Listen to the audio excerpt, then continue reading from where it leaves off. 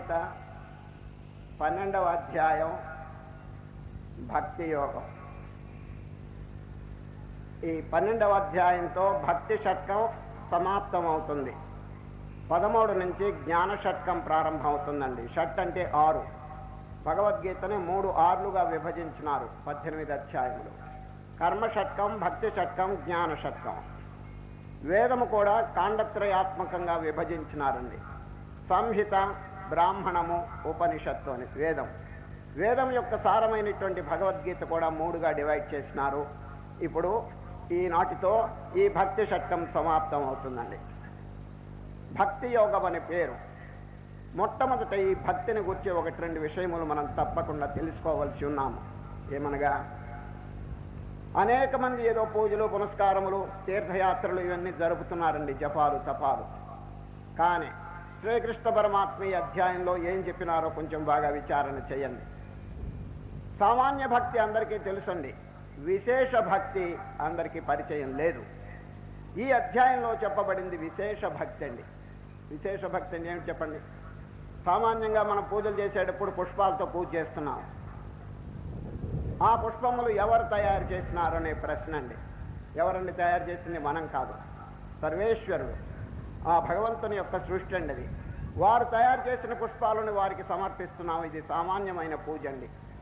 మనము స్వయంగా కొన్ని పుష్పాలు తయారు చేసుకుని వారికి సమర్పించాలండి.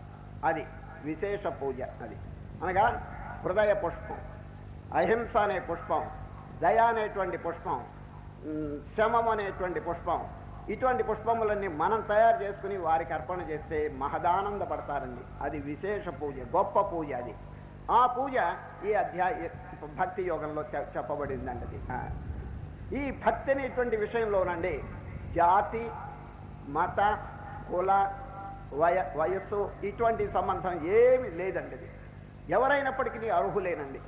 భగవంతుని స్తోత్రం చేయటానికి, ధ్యానం చేయటానికి ఫలానా వారికే అర్హత ఉన్నదని చెప్పటానికి ఎవరికి హక్కు ఉన్నది చెప్పండి? అది వారి హృదయంలో వెలుగుతున్న దేవుడండి.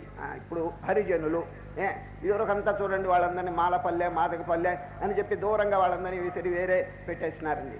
గాంధీ మహాత్ముడు వాళ్ళందరినీ సొసైటీలో చేర్చుకోండి, వాళ్ళందరూ కూడా సంఘంలో చేర్చుకోండి, వారు మానవులే, వారు మనపోటి వాళ్లే, హరిజనులు, చిల్డ్రన్ ఆఫ్ గాడ్, దేవుని యొక్క సంతానం, వారిని దూరంగా పెట్టబాకండి, అస్పృశ్యత అనేది తీసేయండి అని ఎంత చక్కని బోధ చేసినారు. హరిజనులని పేరు పెట్టారు, చిల్డ్రన్ ఆఫ్ గాడ్. అది మరి ఇటువంటి చిన్న చిన్న చూపు చూడటం వల్ల, వారిని దూరంగా పెట్టడం వల్ల ఏమైపోయిందో తెలుసండి, సంకుచితమైనటువంటి భావాలు ఏర్పడింది.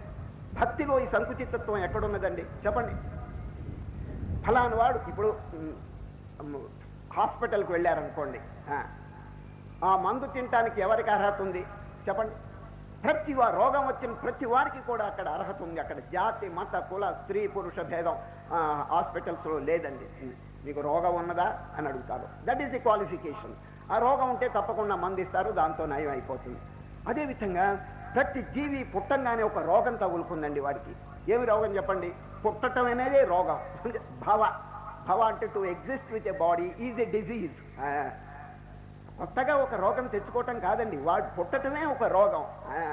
ఇదివరకు ఎన్నిసార్లు పుట్టాడు, ఎన్నిసార్లు చచ్చాడు, మళ్ళీ ఇప్పుడు పుట్టాడు, మళ్ళా చస్తాడు. జాతస్య ధ్రువ మృత్యు, ధ్రువం జన్మ మృతస్య చ. ఇది ఒక cycle of births and deaths. దీన్ని తప్పించుకోలేకపోయినా బాధలు పడుతున్నారు. ఇది ఒక డిజీజ్, ఇది ఒక రోగం అని చెప్పి పెద్దలు చెప్పారు. దాని పేరేమిటి? రోగం పేరు భవ అంటే ఉండటం. దేంతో ఉండటం? శరీరంతో ఉండటం. To exist with a body. అది ఆత్మతో ఉండటం అనేది రోగం కాదండి, ఆత్మతో ఉండటం అనేది మోక్షం. శరీరంతో ఉండటం అనేది రోగం. అది ఈ రోగానికి మందు తెచ్చుకుంటున్నాం మనం. ఈ మందు చూడండి, భక్తి అనేటువంటిది ఒక ఔషధం. ఎవరికి హక్కు లేదు చెప్పండి? ప్రతి వారికి హక్కు ఉంటుందండి. కనుక ఇది ఎవరైనా, కొందరు అడుగుతారు, ఏమండి మాకు ఈ మంత్రం జపం చేయడానికి మాకు అర్హత ఉన్నదా అని చెప్పి కొందరు అడుగుతారు. లేకవండి, ప్రతి వారికి కూడా తరించడానికి అవకాశం ఉంది. ఎందుకంటే దేవుడు ఎక్కడున్నాడు? అడిగేవారి హృదయంలోనే ఉన్నాడు. చూడండి, నాకు అర్హత ఉన్నదా అని అడుగుతున్నాడు చూడండి, వాడి హృదయంలో ఎవడున్నాడు చెప్పండి? సర్వస్య చాహం హృది సన్నివిష్ట, I'm residing in the hearts of everybody అని భగవద్గీతలో చెప్తున్నారే. ప్రతి జీవి యొక్క హృదయంలో ఉన్నప్పుడు వాడికి ధ్యానం చేయడానికి అర్హత లేదండి? తన ఆత్మస్వరూపాన్ని తెలుసుకోవటానికి అర్హత లేదా? కనుక విశాల భావాన్ని మనం ఈ ఆధ్యాత్మిక విషయంలో ప్రకటించాలన్నది. నారద మహర్షి అండి భక్తి సూత్రంలో ఒక సూత్రం రాసినారు. ఏమిటి తెలుసండి? నాస్తి తేషు జాతి విద్య రూప కుల ధన క్రియాది భేద. ఈ ఆధ్యాత్మిక విషయంలో ఈ భేదాలు ఏం పెట్టుకోబాకండి అన్నారు. చూడండి ఎంత చక్కని సూత్రం. మళ్ళీ చెప్తున్నా, నాస్తి తేషు జాతి విద్య రూప కుల ధన క్రియాది భేద. చిన్న దృష్టాంతం చెప్తే మీకు అర్థమవుతుంది. ఆనాడు రామాయణ కాలంలోనండి రామచంద్రుడు, లక్ష్మణుడు, సీతమ్మ ముగ్గురు అరణ్యవాసానికి బయలుదేరారు. చాలా దూరం పోయినారు. చాలా దూరం పోయిన తర్వాత అండి ఒక నది అడ్డంగా వచ్చిందండి. ఎవరికి? ఈ ముగ్గురికి ప్రయాణికులకి నది అడ్డంగా వచ్చింది. ఆలోచిస్తున్నారు ఎట్లా దీన్ని దాటవలను అని. ఏమండి, దూరంగా ఒక ఆయన పడవ పెట్టుకుని కూర్చున్నాడండి. ఆ పడవ ఆయన దగ్గరికి పోయినారు. ఎవరు? ముగ్గురు. రామచంద్రుడు ప్రశ్న వేస్తున్నాడు, ఏమండి మా ముగ్గురిని అవతల ఒడ్డుకు తీసుకుని వెళ్తారా అని అడిగాడండి రాముడు. ఆ నావికుడు ఉన్నాడే, ఈ పాదముల దగ్గర నుంచి శిరస్సు వరకు రామచంద్రుని ఒక్కసారి చూచాడండి. చూచి, మహానుభావ, ఈ అరణ్యంలో ఒక వదంతి వ్యాపించింది. ఒక పుకారు అంటే వదంతి వ్యాపించింది. ఎవరో కొత్త ఆయన బయలుదేరాడు ఈ అరణ్యంలో. ఆయన నడుస్తుంటే ఒక రాయి ఆయన కాలికి తగిలింది, ఆడపిల్లగా మారిపోయింది అని చెప్పి అనుకుంటున్నారు. బహుశా మీరే అయి ఉండొచ్చు. మీ కాలికి ఏదో ఒక శక్తి ఉన్నది, పాదధూళికి ఆడపిల్లల్ని చేసే శక్తి అది అని నేను అనుకుంటున్నాను. మా పడవ 40 చెక్కలతో చేయబడింది. మీరు కనుక మా పడవ మీద ఎక్కితే 40 మంది ఆడపిల్లలు తయారైతే అదొక సమస్యగా తయారవుతుంది. కాబట్టి మిమ్మల్ని పడవ ఎక్కించను అన్నాడండి ఆయన. అప్పుడు అసలు ఎక్కించవా అని అడిగాడు. ఎవరు? రామచంద్రుడు. ఒక షరతు మీద అయితే మిమ్మల్ని ఎక్కిస్తానన్నాడు. ఏమిటి ఆ షరతు అన్నాడు?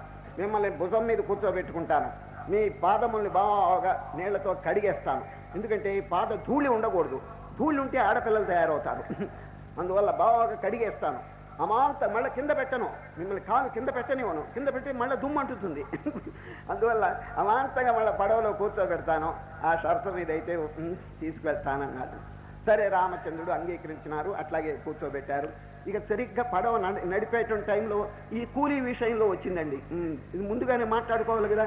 ఏమండి మీకు అంతే ఇవ్వాలి, అవతల ఒడ్డుకు తీసుకుని వెళ్ళేందుకు అని అడిగినాడు రామచంద్రుడు. స్వామి మహానుభావ, మాకేమి మీరు మాకు ఒక్క పైసా కూడా ఇవ్వక్కర్లేదు, ఈ చిన్న నదిని మిమ్మల్ని దాటిస్తాను, సంసార సముద్రం మమ్మల్ని దాటించండి అన్నాడండి ఆయన. ఎంత చక్కగా చెప్పాడు చూడండి. ఈ చిన్న నదిని మేము ఉచితంగా మిమ్మల్ని దాటిస్తాం, సంసార సముద్రాన్ని దాటించండి అని ప్రార్థన చేస్తాడు. చూడు ఆయన ఎవరు చెప్పండి? అందరికీ పరిచితుడే కదా. చెప్పండి, వారికి ఏమైనా విద్య ఉన్నదా? వారికి ఏమైనా కుల సంబంధంగా ఏదైనా ఉన్నది? ఏమి లేకుండా ఒక సామాన్యమైనటువంటి వ్యక్తి శ్రీరామచంద్రుని యొక్క కరుణకు, వారి యొక్క ఆశీర్వాదానికి పాత్రుడైనాడంటే చూడండి. గుహుడు ఆనాడు యుద్ధం అంతా పూర్తి అయిపోయిన తర్వాత పుష్పక విమానంలో బయలుదేరుతూ రామచంద్రుడు హనుమంతుడిని పిలిచి, గుహుడితో చెప్పండి, మేము వస్తున్నామని చెప్పి గుహుడితో చెప్పండి అని జ్ఞాపకం పెట్టుకున్నాడు. చూడండి అది వారి మనసులో గుహుడు జ్ఞాపకం ఉన్నాడంటే ఎంత అదృష్టవంతుడో చూడండి. అది ఇదంతా ఎందుకు చెప్పినానంటే, కులమా తక్కువ, విద్య తక్కువ, ఏమీ లేకపోయినప్పటికీ రామచంద్రుని యొక్క కృపాకటాక్షానికి వారు భాగ్యం పొందినారంటే, అదృష్టం నోచుకున్నారంటే, ఇక్కడ ఏమైనా జాతులు అడ్డం వచ్చినాయా? విద్యలు ఇతరమైనటువంటివి అన్నీ అడ్డొచ్చినాయా అండి? లేదు. నాస్తి తేషు జాతి విద్య రూప కుల ధన క్రియాది భేద. ఇదండి భక్తి మార్గంలో ఎవరు కూడా ఇంకా సంకోచింపలేదు. తమ హృదయంలో వెలుగుతున్నటువంటి పరమాత్మను ధ్యానం చేయడానికి వారికి సర్వ హక్కులు ఉన్నాయి. వారు వెంటనే ప్రారంభం చేయటం చాలా మంచిదండి. ఇంతవరకు ఎవరైనా హెసిటేట్ అంటే పెనుగులాడుతూ ఇది మనం చేయవచ్చునా లేదా అని చెప్పి అంటుంటే ఆ సంశయములు వారు దూరీకరించటం మంచిదండి. ఇది అయితే ఇంకొక విషయం ఈ భక్తి మార్గంలో జ్ఞాపకం పెట్టుకోవాలి. ఏమిటంటే, ధ్యానం చేసేటప్పుడు కానీ జపం చేసేటప్పుడు కానీ మనస్సు ఇతరత్ర పోకూడదండి. ఇది అనన్య. చూడండి, భక్తి అనేది అందరికీ ఉన్నది, కానీ అనన్య భక్తి లేదు. అనన్య అంటే ఏమిటి చెప్పండి? అన్యం అంటే ఇతరం. ఇతరమైనటువంటి దృశ్య వస్తువులను గూర్చి చింతన చేయటం వదిలిపెట్టేయాలి. ఏ ధ్యేయం మీద మనస్సు నిలకడగా ఉన్నదో, దేని గురించి వారు జపం చేస్తున్నారో, దేని గురించి వారు లక్ష్యం పెట్టుకున్నారో అది మాత్రం తప్ప ఇంకా ఏది ఉండకూడదు. దీని పేరు అనన్య భక్తి అంటారు. చూడండి, ఇష్టదైవం అంటారు. చూడండి, దేవుళ్ళు చాలామంది ఉన్నారు, కానీ ఇష్టదైవం మీకు రాముడు, వారి కృష్ణుడు, వీరికి శివుడు, వారికి ఇంకొక దేవుడు, దేవి, గణపతి, సూర్యుడు, ఇట్లా అనేక మందికి అనేక ఇష్టదైవాలు ఉంటాయి. వారి మంత్రం చక్కగా జపం చేసుకోండి. అనన్యమైనటువంటి ఇతరమైనటువంటిది ఏ సంకల్పం మనస్సుకి రానేయకూడదండి. ఏకాగ్రత అనేది చాలా ముఖ్యమండి. దానివల్ల ఏమిటంటే అద్భుతమైన ఫలితాలు లభిస్తాయండి. సరే, ఇప్పుడు సూర్యకిరణములు ప్రసరిస్తున్నాయండి. దాంట్లో శక్తి ఉన్నది కానీ అది ప్రకటింపబట్టలేదు. ఎందుకంటే పరిపరి విధములుగా ఉన్నాయి కిరణములు. అక్కడో కిరణం, ఇక్కడో కిరణం. ఒక లెన్స్ పెట్టండి, లెన్స్ పెడితే అన్ని కిరణములు ఒక్క చోట కన్వర్జ్ అవుతాయండి. ఏకాగ్రంగా ఉంటే ఒక చుక్క ఏర్పడుతుంది. కింద ఒక పేపర్ పెట్టండి, ఇక్కడ లెన్స్ పెట్టి సూర్యప్రకాశంలో లెన్స్ కింద ఒక కాగితం పెట్టండి. It will burn away in course of time. ఒక 2 నిమిషాల్లో అది కాలిపోతుందండి. Where is the burning capacity చెప్పండి? కిరణముల్లో ఉన్నది, ఆ శక్తి ఉన్నది, కానీ విచ్ఛిన్నంగా పరిపరి విధములుగా పోయినందువల్ల ఆ శక్తి ప్రకటింపబట్టలేదు. అదేవిధంగా మనస్సు కూడా అద్భుతమైనటువంటి శక్తులు ఉన్నాయండి. ఏకాగ్రంగా ఉన్నప్పుడు అండి ఎటువంటి అద్భుతమైన ఫలితం కలుగుతుందో అది నేను నోటితో చెప్పడం కాదు, ప్రతి వారు కూడా అనుభవించి చూడవలసింది అంశం. ఏకాగ్రంగా ఉండి ఇతరమైనటువంటిది ఏది దిశశ్చనవలోకయన్, దిక్కులు చూడటం కానీ ఇతర సంకల్పములు కానీ ఏది మనస్సుకి రాకూడదన్నది. ఈ ఏకాగ్రత విషయంలో కూడా ఒక చిన్న దృష్టాంతం చెప్తాను. ఆనాడు మహాభారత సమయంలోనండి ద్రోణాచార్యులు వీళ్ళందరికీ విలువిద్య నేర్పుతున్నాడండి చిన్నప్పుడు. ఎవరికండి? కౌరవులు, పాండవులు. 100 మంది కౌరవులు, 5 మంది పాండవులు. ఎంతమంది చెప్పండి? 105. 105 మందికి చక్కగా విలువిద్య నేర్పి ఒక సంవత్సరం టెస్ట్ ఎగ్జామినేషన్ పరీక్ష పెట్టాలని అనుకున్నాడు ఎవరు? ద్రోణాచారి. అందరికీ ముందుగానే చెప్పినారు, నాయలారా మీ బాణాలు మీ యొక్క ఇవన్నీ తీసుకుని రాండి, ఏకాంతంగా ఊరు బయటికి తీసుకుని రండి, మీ బాణాలు ఇది చూడండి ధనుస్సులు ఇవన్నీ తీసుకుని రండి అని చెప్పి అందరినీ తీసుకెళ్ళాడు. ఎక్కడికి? ఊరు బయటికి. అక్కడ ఒక పెద్ద చెట్టు ఉందండి, బ్రహ్మాండమైన చెట్టు. దాని చివర చిటారు కొమ్మకండి ఒక గడకర్ర కట్టాడండి, కట్టించాడు ఎవరు? ద్రోణాచారి. గడకర్ర. ఆ గడకర్ర చివర కొయ్య పక్షి వేలాడి తీయించాడండి. ఆ కొయ్య పక్షికి గాజు కన్ను పెట్టాడు. ఈ 105 మందిని చెట్టుకి దూరంగా తీసుకొచ్చాడు ఎవరు? ద్రోణాచారి. ఎగ్జామినేషన్ పరీక్ష. అయ్యా బీ రెడీ, అందరూ సిద్ధంగా ఉండండి, వారి వారి ధనుస్సులు బాణాలు తీసుకుని అందరు రెడీగా ఉన్నారండి. నేను పిలిచిన వారు మాత్రం ముందుకు రండి అన్నాడు. ఒక్కరిని పిలిచాడండి ముందు, ఎవరో? ద్రోణాచారి. పిలిచిన తర్వాత సరిగా గురి పెట్టవయ్యా అన్నాడు. గురి పెట్టాడు, కొట్టబోతున్నాడండి. కొట్టబోయే టైంలో ఆపేసినాడండి ఎవరు? ద్రోణాచారి. ప్లీజ్ స్టాప్, మీరు కొట్టబోయే సమయంలో మీకు ఏమి కనిపిస్తున్నది అని అడిగాడండి ఎవరు? ద్రోణాచారి. ఆయన ఏం చెప్పాడు తెలుసండి? ఒక చెట్టు కనిపిస్తున్నది, చెట్టు పైన ఒక కర్ర కనిపిస్తున్నది, కర్ర పైన ఒక పక్షి కనిపిస్తున్నది అన్నాడండి. మీరేం కొట్టక్కర్లేదు కానీ దయచేసి వెళ్ళిపోండి అన్నాడండి ద్రోణ. దాన్ని పంపించేశారండి. నెంబర్ 2 ఇంకొకరిని పిలిచారు. సరిగ్గా కొట్టబోయే సమయంలో మీకేం కనిపిస్తున్నది అని అడిగాడు ఎవరు? ద్రోణాచారి. ఆయన ఏం చెప్పాడు తెలుసండి? గురువు గారైన మీరు కనిపిస్తున్నారు అన్నాడండి. ఇంకా దయచేవయ్యా, మీరేం కొట్టక్కర్లేదు వెళ్ళిపోండి అన్నాడు. 3వ వాడిని పిలిచాడండి. మీకేం కనిపిస్తున్నది కొట్టబోయేటప్పుడు అంటే?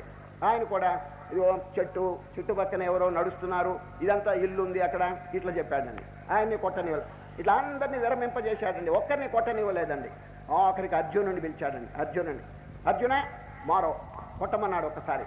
సరిగా కొట్టబోయే టైంలో అడిగావు, ఆపు, మీకేం కనిపిస్తున్నది అని అడిగాడు ద్రోణాచారి. అర్జునుడు చూడండి ఎంత అద్భుతమైన జవాబు ఇచ్చాడంటే, మహానుభావ మాకేమీ కనిపించటం లేదు, పక్షి కూడా కనిపించటం లేదు, పక్షి కన్ను కనిపిస్తున్నది. పరీక్ష ఏమిటంటే పక్షి యొక్క కన్ను కొట్టాలండి, అది పరీక్ష. ఆ లక్ష్యము తప్ప ఇంకేది కనిపించట్లేదండి. అనన్య చూడండి, ఆ ఏకాగ్రత కాన్సన్ట్రేషన్ వల్ల మారో అన్నాడు. అంతే, కొట్టండి అన్నాడు. ఒక దెబ్బకి ఎగిరిపోయిందండి ఆ పక్షి యొక్క కన్ను. చూచారా? పక్షి కాదు, పక్షి యొక్క కన్ను. అర్జునుడికి ఒక్కరికి సరి అయినటువంటి ఏకాగ్రత ఉన్నదని నిరూపించినారండి. అది ఇంతమంది ఉన్నారు కదా, 105 మంది. 105 మందికి ఏకాగ్రత సరి లేదండి, ఒక్కరికి మాత్రమే ఉన్నది. కనుక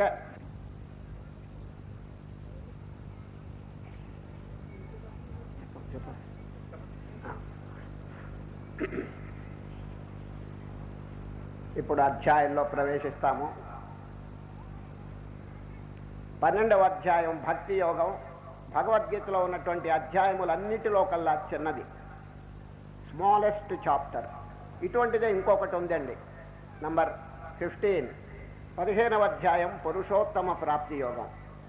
ఈ 2 అధ్యాయములు భగవద్గీతలో స్మాలెస్ట్ చాప్టర్స్ అండి, చాలా చిన్నది. కాబట్టి మీ పిల్లలకు ఇంటి దగ్గర బాగా కంఠస్థం చేయించండి, చిన్న అధ్యాయములు కాబట్టి ఏదైనా శుభకార్యం ఏదైనా వచ్చినప్పుడు వారి చేత పిల్లల చేత చెప్పించండి. వేద ఘోష, ఇంట్లో జడమైనటువంటి మేళాలు ఇవన్నీ పెట్టుకుంటూ ఉంటారు. దానికంటే ఇది ఎంత గొప్పది చెప్పండి. సాక్షాత్ కృష్ణ పరమాత్మ యొక్క ముఖారవిందం నుంచి వెలువడినటువంటి దివ్య శబ్దం చూడండి, అమృత శబ్దం, వీణులకు ఎంతో విందుగా ఉండేటువంటి శబ్దం. దాన్ని మీ బిడ్డల చేత చక్కగా చెప్పించండి. ప్రతిరోజు కూడా అప్పుడప్పుడు ఏదైనా విశేష సమయంలో కానీ దీన్ని పారాయణం చేయించడం ఇవన్నీ చేస్తూ ఉండటం చాలా మంచిది. ఈ చిన్న అధ్యాయములు 12, 15 ఇది. ఏదైనా ప్రార్థన ఇవన్నీ చేయాలనుకుంటే 11వ అధ్యాయం ఉంది. నిన్న జరిగింది చూడండి, ఏకాదశి అధ్యాయం విశ్వరూప సందర్శన యోగం. అది అద్భుతమైనటువంటి ప్రార్థన. అది సన్యాసులకు కాషాయం ఇచ్చేటువంటి సమయంలో కూడా, అంటే తురీయాశ్రమం ఇచ్చేటువంటి సమయంలో ఈ 11వ అధ్యాయం పారాయణం చేస్తారండి. ఏది విశ్వరూప సందర్శన యోగం. ఇది ప్రార్థన సంబంధంగా అది చాలా గొప్పదండి. ఈ అధ్యాయంలో మొట్టమొదట శ్రీకృష్ణ పరమాత్మ ఏమీ చెప్పలేదండి. అర్జునుడు ఒక చిన్న ప్రశ్న అడుగుతారు. సరే, విశ్వరూపం అంతా చూచినారు కదండి, వారికి ఒక సందేహం కలిగింది. కృష్ణ, ఒక స్వరూపాన్ని ధ్యానం చేసేవారు గొప్పవారా, లేక ఏ రూపం చూడకుండా మనస్సులో ఏ నిరాకార నిర్గుణ స్వరూపాన్ని ధ్యానం చేసేవారు గొప్పవారా? ప్రశ్న అందరికీ అర్థమైందండి. చూడండి, ఇప్పుడు పటం అక్కడ పెట్టుకోండి, పూజ చేస్తున్నారు కొందరు. అక్కడ ఒక మూర్తి, దేవాలయంలో ఒక విగ్రహం ఉంది, దాన్ని పూజ చేస్తున్నారు. ఈ సగుణ పూజ గొప్పదా, లేక కొందరండి అసలు ఎదురుగుండా ఒక వస్తువుని పెట్టుకోవటం కానీ ఇదంతా ఏ ఉండదండి, కళ్ళు మూసుకుని తమ యొక్క హృదయంలోనే ధ్యానం చేస్తుంటారు. తమ హృదయంలో ఆత్మ ఉన్నది కదండి, ఆ ఆత్మస్వరూపాన్ని గురించి చక్కగా నిరాకారం, నిర్గుణ, నిర్వికార, నిశ్చల ఆత్మస్వరూపాన్ని గురించి చింతన చేస్తుంటారు. వీరిద్దరిలో ఎవరు గొప్పవారు? అదండి ప్రశ్న. అందరు ఇటు సాకారమును అర్చించేవారా, నిరాకారమును ధ్యానం చేసేవారా? 2 తరగతులు వారు ఉన్నారు కదండి ప్రపంచంలో. వీరిద్దరిలో ఎవరు గొప్పవారు, శ్రేష్ఠులు అని అర్జునుడి గారికి ఒక సందేహం కలిగింది. ఏవం సతతయుక్తా ఏ భక్తాస్త్వాం పర్యుపాసతే ఏ చాప్యక్షరమవ్యక్తం తేషాం కే యోగవిత్తమా. దానికి శ్రీకృష్ణ పరమాత్మ రిప్లై వండర్ఫుల్గా ఉందండి, చాలా అద్భుతంగా ఉందండి. ఇప్పుడు ప్రపంచంలో మనం ఈ రేషియో ప్రపోర్షన్ కనుక జాగ్రత్తగా చూస్తే ఎవరెవరు ఎంతంత సంఖ్యలో ఉన్నారు అని చెప్పి చూస్తే ఈ సాకారమును పూజ చేసేటువంటి వారే 100కి 95% ఉన్నారండి. 100కి 95 మంది ఉన్నారు. ఏ ఒక్క 5 మంది నిరాకారమును గురించి ధ్యానం ఎక్కడో ఏకాంతంలో ఆశ్రమాల్లో కూర్చుని, మఠాల్లో కూర్చుని ఆ నిర్వికల్పమైనటువంటి స్వరూపాన్ని ధ్యానం చేస్తున్నారు. 5% అంతే.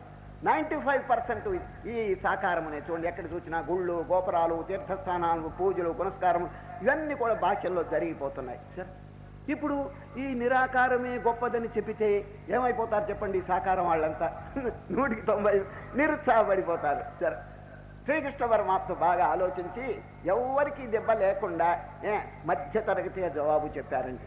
నాయన అర్జున, ఇద్దరూ గొప్పవారే, కానీ శ్రద్ధతో ధ్యానం చేసేటువంటి వారు గొప్పవారు అన్నట్టు. శ్రద్ధ అనే దానికి వాల్యూ ఇచ్చారు అక్కడ. మయ్యావేశ్య మనో ఏ మాం నిత్యయుక్తా ఉపాసతే శ్రద్ధయా పరయోపేతాస్తే మే యుక్తతమా మత. అర్థమైందండి? మళ్ళీ చెప్తున్నాను. మయ్యావేశ్య మనో ఏ మాం నిత్యయుక్తా ఉపాసతే శ్రద్ధయా పరయోపేతాస్తే మే యుక్తతమా మత. అర్జున, సాకారం అయితే నిరాకారం అయితే 2 ఫలితాలు ఒకే ఫలితాన్ని ముందు ముందు కలుగు చేస్తున్నాను. ఇప్పుడు సాకారం నిరాకారంలోకి తీసుకొస్తుంది, నిరాకారం నుంచి మోక్షం పొందుతాడు. సరే, కనుక సాకారం తక్కువ అని మనం ఎట్లా చెప్పగలం చెప్పండి? వారికి కూడా శ్రద్ధ, భక్తి ఇవన్నీ ఉంటే చక్కగా ఫలితాలు కలుగుతాయండి. ఏ నాటికైనా నిరాకారంలోకి వాడు తప్పకుండా ప్రవేశించి తీరతాడు. ఇప్పుడు ఎల్లప్పుడూ ఒక వ్యక్తి ఎలిమెంటరీ కోర్సులో ఉంటాడా చెప్పండి? నెమ్మదిగా హై స్కూల్ కోర్సులోకి వస్తాడు, దాంట్లోంచి కాలేజీ నుంచి గ్రాడ్యుయేట్ అవుతాడు. అదేవిధంగా ఈ ఆధ్యాత్మిక పాఠంలో కూడా ఈ సాకారం అనేది ఎలిమెంటరీ కోర్స్ అనుకోండి, దాన్ని నిరుత్సాహపరచకూడదండి. ఎందుకంటే అనేక మంది యొక్క స్వభావం సామాన్య స్థితిలో ఉన్నదండి, వారు అతీత స్థితికి పోలేదండి. అందుచేత వారికి అనుగుణ్యంగా మనం ఏం చెప్పాలంటే, శ్రద్ధతో నాయన అట్లాగే చేసుకో, అట్లాగే పూజ చేసుకో, ఆరాధన చేసుకో, తీర్థయాత్రలు చేసుకోండి, కానీ మీ జీవితం పవిత్రంగా ఉండేటట్టు చూడండి. చాలామంది అండి ఈ బాహ్యమైనటువంటి క్రియలు చేస్తున్నారు కానీ క్యారెక్టర్ చాలా దూరంగా పెడుతున్నారండి. క్యారెక్టర్ బిల్డింగ్ లేకపోతే నిజంగా అంత నాశనం అయిపోతుందండి. చూడండి, దృష్టాంతం రావణాసురుడు. ఎన్ని శివలింగాలకి పూజ చేసేవాడు చెప్పండి, ఎంత గొప్ప శివభక్తుడు, అయినప్పటికీ నీ డౌన్ ఫాల్ ఎందుకు వచ్చింది చెప్పండి, అది చెప్పండి. సర్వం నిష్ఫలితం తథైవ విధినా దైవే బలే దుర్బలే. ఆ character building, moral training, ethical లేదు కాబట్టి అది పడిపోయినాడు ఆయన. చూచారు ఎంత ఎన్ని శివలింగాలకి పూజ చేసేవాడు చెప్పండి. ఎప్పుడు స్ఫటికలింగం వారి దగ్గర ఉంటుందటండి. ఎవరికి దగ్గర? రావణాసుడి దగ్గర. ఎక్కడికి వెళ్ళా he will carry along with him. స్ఫటికలింగం తీసుకుపోయి దాన్ని పూజ చేస్తూ ఉంటాడండి. చూచారు, చిత్తశుద్ధి లేని శివ పూజలేలరా విశ్వదాభిరామ వెనురవేమ. చిత్తశుద్ధి లేదండి, అందుచేత పతనం కలిగినది. కనుక పూజ మంచిదే, పూజ తప్పకుండా మంచిదే, కానీ చిత్తశుద్ధి దాంతో జోడింపజేయాలి. అందుచేతనే జనులు సరైనటువంటి అవగాహన లేనందువల్లనే వాళ్ళు ఎల్లప్పుడూ ఒకే స్థితిలో ఉండిపోతున్నారండి. No improvement, no progress. ఎన్ని సంవత్సరాలు మీరు పూజ చేశారో కొంచెం లెక్కేసుకోండి, మీరు ఎన్ని సంవత్సరాలు తీర్థయాత్రలు వేశారో లెక్కేసుకోండి. హృదయంలో ఏదైనా ఉన్నతి కలిగిందా, శాంతి కలిగిందా, దైవ సంబంధమైనటువంటి అనుభూతి ఏమైనా కలిగిందా? ఇది కదండి మనకు ముఖ్యంగా కావాల్సింది. ఎక్కడున్నది లోటు, అది ఇప్పుడు మనం విచారించాలండి. సరే, ఏ డ్రాబ్యాక్ మనలో ఉంటే ఈ స్థితి కలుగుతున్నదని విచారణ చేసి దాన్ని రెక్టిఫై చేసుకోవాలి.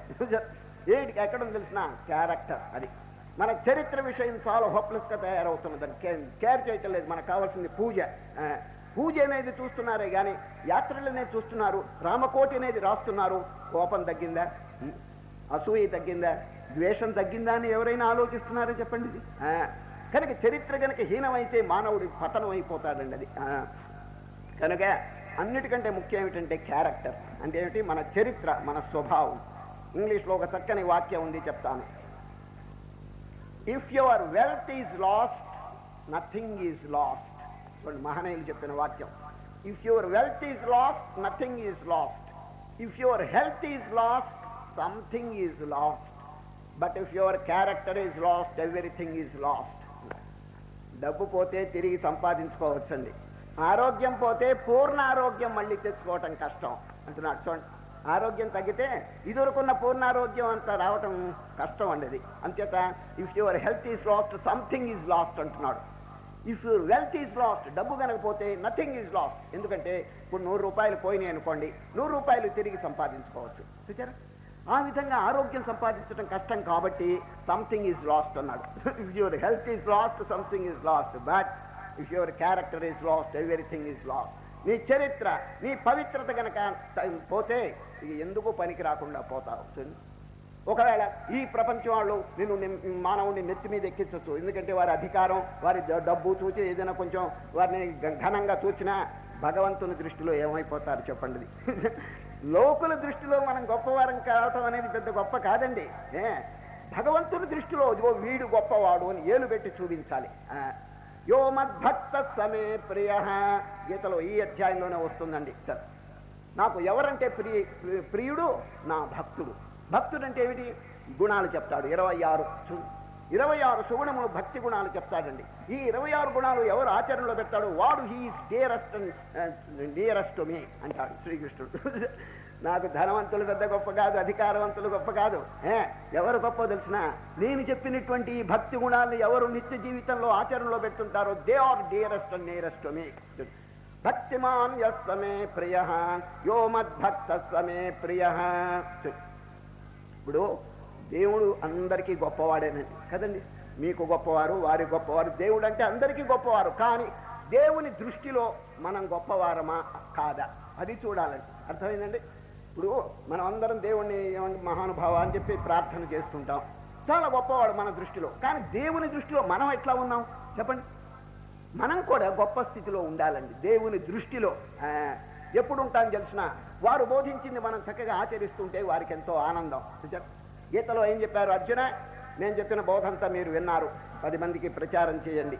ఆ విధంగా కనుక మీరు ప్రచారం చేస్తే నాకు ఎంత ఆనందం అంటే భవిష్యత్తులో కూడా అటువంటి స్నేహితుడు నాకు దొరకబోడు అంటాడండి. చూడండి, యయమం పరమం గుహ్యం మద్భక్తేషు విధాస్యతి భక్తిం మయి పరాం కృత్వా మామే వైష్యత్య సంశయః న చ తస్మాన్ మనుష్యేషు కశ్చిన్మే ప్రియకృత్తమః భవితా న చ మే తస్మాదన్యః ప్రియతరో భువి. చిన్న దృష్టాంతం చెప్తే మీకు చక్కగా బోధపడుతుంది. కాశీలోనండి ఒక దేవాలయం ఉంది, మీకు అందరికీ తెలుసు. ఏం దేవాలయం? విశ్వనాథుని దేవాలయం. ఆ విశ్వనాథుని దేవాలయంలో పొద్దున 7 గంటలకి పూజారి వచ్చాడండి. వచ్చి నిర్మాల్యం తీసేసి అభిషేకం చేస్తున్నాడండి. ఎక్కడ? విశ్వనాథుని దేవాలయం. దానికి ఆవరణ ఉందండి, ప్రాంగణం పెద్దది, కాంపౌండ్ వాల్. ఆ లోపల పూజ చేస్తున్నాడు. అభిషేకం చేస్తున్నటువంటి టైంలోనండి ఎవరు రాలేదు, ఇంకా భక్తులు ఎవరు రాలేదండి గుడికి పొద్దున 7 గంటలకి. అప్పుడు ఆకాశంలో నుంచి బ్రహ్మాండమైన శబ్దంతో ఒక బంగారపు పళ్ళెం కింద పడిందండి. ఇక్కడ తట్ట అంటారేమో, బంగారపు పళ్ళెం ఆకాశంలో నుంచి మంచి శబ్దంతో కింద పడిందండి. ఈయన ఆశ్చర్యపడి ఏమిటి శబ్దం అని చెప్పి పూజ ఆపేసి పరిగెత్తాడండి. ఎవరు? పూజారి. చూస్తే బంగారపు పళ్ళెం అండి. ఎంత విలువ అంటే ₹1,00,000 ఖరీదు చేస్తుందండి ఆ పళ్ళెం. దాన్ని ఏమండి, బంగారు పళ్ళెం ఎవరైనా వదులుతారా చెప్పండి? దాన్ని తీసుకుంటారు కదా. దాన్ని తీసుకోవడానికి పట్టుకున్నాడు, మట్టి మూకుడుగా తయారైందండి. అవతల బారేశాడు. మరలా ఇంకోసారి పట్టుకున్నాడు, మళ్ళా మట్టి మూకుడు అయిపోయింది. వదలంగానే బంగారం అయిపోయింది. దాని మీద ఒక వాక్యం రాసి ఉండటం చూచాడండి ఎవరు? పూజారి. ఏమని ఉన్నదో తెలుసండి? నా భక్తునకు అని ఉందండి. నా భక్తునకు, టు మై డివోటీ, అది దాని మీద రాస్తుంది. మరి ఎవడైనా భక్తుడైతే వాడికి చెందుతుంది అది. ఈ పూజారి గారు రోజు పూజ చేస్తున్నా భక్తుడు కాదనమాట, చూసారా? అందువల్ల ఈయన గారు తాకితేనండి బంగారం కాదు, మట్టి అయిపోయిందండి. ఎప్పుడు ఈ శబ్దం, బ్రహ్మాండమైన శబ్దం వినిపించిందో చుట్టుపక్క వారందరూ పరిగెత్తుకుంటూ వచ్చారండి. ఎక్కడికి? దేవాలయం. వందల మంది వచ్చేసి అందరూ తాకటం, మట్టి అయిపోతున్నారు. ఎవరు తాకినా కూడా మట్టి అయిపోతున్నది. ఏమిటిది వండర్గా ఉంది అని చెప్పి ఈ వార్త అన్ని రాజుగారి చెవిలో పడిందండి. కాశీ రాజు, కాశీ పట్టణానికి రాజుగారు ఉన్నారండి. ఆయన చెవిలో, ఏమండో మీ దేశం లోపల, అంటే ఈ గుడి మీ దేశం లోపలే ఉంది కదండి విశ్వనాథుని దేవాలయం, అక్కడ ఆవరణలో ఆకాశంలోంచి బంగారం పళ్ళెం పడింది అని వార్త వచ్చిందండి. వెంటనే రాజుగారు కావాల్సిన డబ్బు ఉందండి, ఈ బంగారం పళ్ళెం కూడా కొట్టేయాలని చూచాడండి. ఎవరు? రాజుగారు. మంత్రి గారికి చెప్పండి, పోలీసులందరినీ తీసుకుని వెళ్ళి ఆపండి, రాజుగారు వచ్చే వరకు ఎవరిని రానివ్వకండి దగ్గరికి, నేను వచ్చి తీసుకుపోతానని చెప్పి పోలీసులు ముందు పంపించేశాడు. వాళ్ళందరూ కూడా అందరిని అటకాయించేశారు. ఇక రాజుగారు ఏనుగు మీద ఎక్కొచ్చాడండి, టీవీగా బయలుదేరి వచ్చాడు. దేవాలయం దగ్గర దిగాడండి. అందరిని నెట్టి అవతల బారేశారు. సరిగ్గా రాజుగారు వచ్చే ఆ మట్టి, అది బంగారపు పళ్ళెం పట్టుకున్నాడు. ఇది వరకు అందరు తాకినప్పుడే కొంత బాగుందండి, ఇప్పుడు నల్లగా మారిపోయిందండి. దరిద్రం. మళ్ళా వదిలేశాడు, బంగారం అయిపోయింది. అవమానం అయిపోయిందండి. అందరూ తిట్టారు, ఏంటి రాజు తాకినప్పుడు ఇంకా నల్లగా ఉంది, ఏంటి దరిద్రం. చూసారా? ఆ సిగ్గు భయపడిపోయి అవమానం భరించలేక నెత్తి మీద కొట్టేసుకుని ఏనుగు మీద ఎక్కి స్పీడ్ పెట్టిపోయినాడండి. ఎవరు? రాజుగారు. చూడండి, రాజుగారికి దక్కలేదు, పండితులకి దక్కలేదు, పామరులకి దక్కలేదు, ఎవరికి ఆ పళ్ళెం దక్కలేదు. మరి ఎవరికి చెందినట్టు చెప్పండి? ఈ విధంగా జనస్తోమం అంతా అక్కడ చేరేటప్పటికీ ఎక్కడ జనసంఖ్య ఉంటారో అక్కడ బీద వాళ్ళంతా అడుక్కుంటారండి. భౌతిక విషయాన్ని ఏమండి, కొంచెం డబ్బులు ఇవ్వండి, అన్నం పెట్టండి అని ఇట్లా అడుక్కుంటూ ఉంటారు. అక్కడ ఒక బారులు తీర్చి కుంటివాళ్ళు, గుడ్డివాళ్ళు, అవిటివాళ్ళు వీళ్ళందరూ కూర్చున్నారండి. ఎక్కడ? దేవాలయం ముందుగా. ఆ మార్గం గుండా ఒక ఆయన వస్తున్నాడండి. ఆయన గుడ్డలు చూస్తే చినిగిపోయిన గుడ్డలండి, ముఖం చూస్తే పెద్ద అందం లేదండి. ఆయన వస్తున్నాడండి. వచ్చి అందరిని అడుగుతున్నాడు, ఏమిటి ఇది జనం అంతా, ఏమిటి ఆకాశంలోంచి పళ్ళెం పడిందట, అందరు చూడటానికి వస్తున్నారని చెప్పి. దారిలో ఉన్నటువంటి బీదవాళ్ళని చూసేటప్పటికి హృదయం కరిగిపోయిందండి ఎవరికి? ఆ వచ్చే ఆయనకి.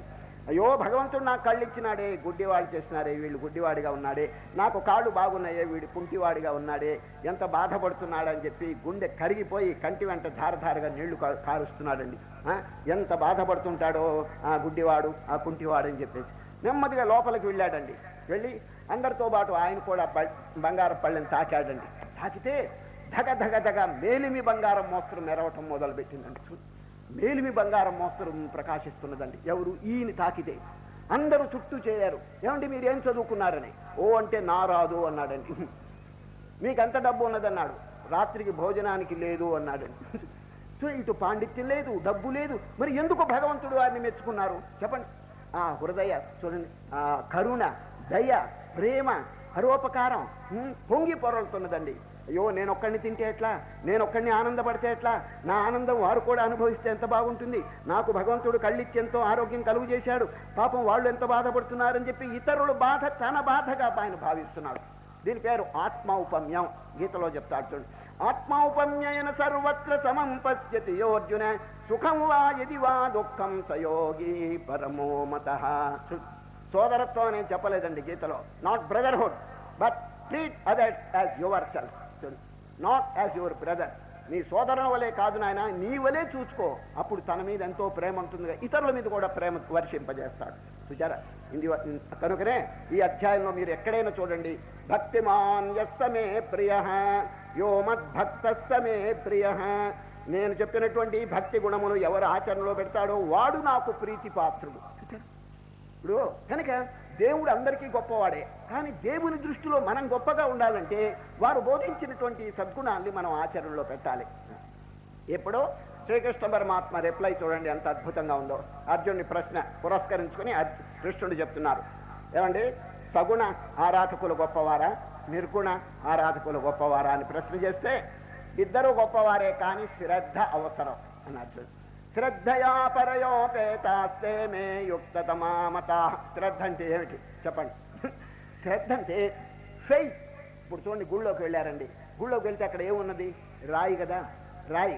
ఒక విగ్రహం అంటే రాయిగా, స్టోన్. ఎవరైనా అక్కడ స్టోన్ అని చెప్పి అనుకుంటారా? కాదండి, విశ్వాసం. అక్కడ సాక్షాత్ శాంక్టమ్ శాంక్టోరియం అవతరించినటువంటి దేవుడు అని చెప్పి అనుకుంటారే కానీ రాయి అని చెప్పి ఎవరు అనుకోరండి. అది శ్రద్ధ. ఆ శ్రద్ధ ఎంతెంత గొప్పగా ఉంటుందో అంతంత ఫలితం వస్తుంటుందండి. చూచారు, శ్రద్ధ కనుక లేకుండా ఎవరైనా వచ్చి ఇదంతా రాయి రప్ప, దీనివల్ల దండం పెడితే ఏం లాభం అని చెప్పి ఎవరైనా అనుకుంటే వారికి అంతే ఫలితం వస్తుందండి. చూచారు, ఇప్పుడు భగవంతుడు ఎన్నో మేలు చేస్తున్నాడు మనకి చూడండి, అయినప్పటికీ భగవంతుడిని క్రిటిసైజ్ చేసేవాళ్ళు కూడా కొందరు ఉన్నారండి. అటువంటి సర్వజ్ఞుడు, ఆమ్నిపొటెంట్ అండ్ ఆమ్నిషియన్, అందరి యొక్క హృదయంలో వెలుగుతున్నటువంటి వారిని కూడా విమర్శ చేసేవాళ్ళు అక్కడక్కడ ఉన్నారండి. అది గీతలో కూడా చెప్తారు, అవజానంతి మాం మూఢా మానుషేం తనుమాశ్రితం పరం భావమజానంతో మమ భూత మహేశ్వరం.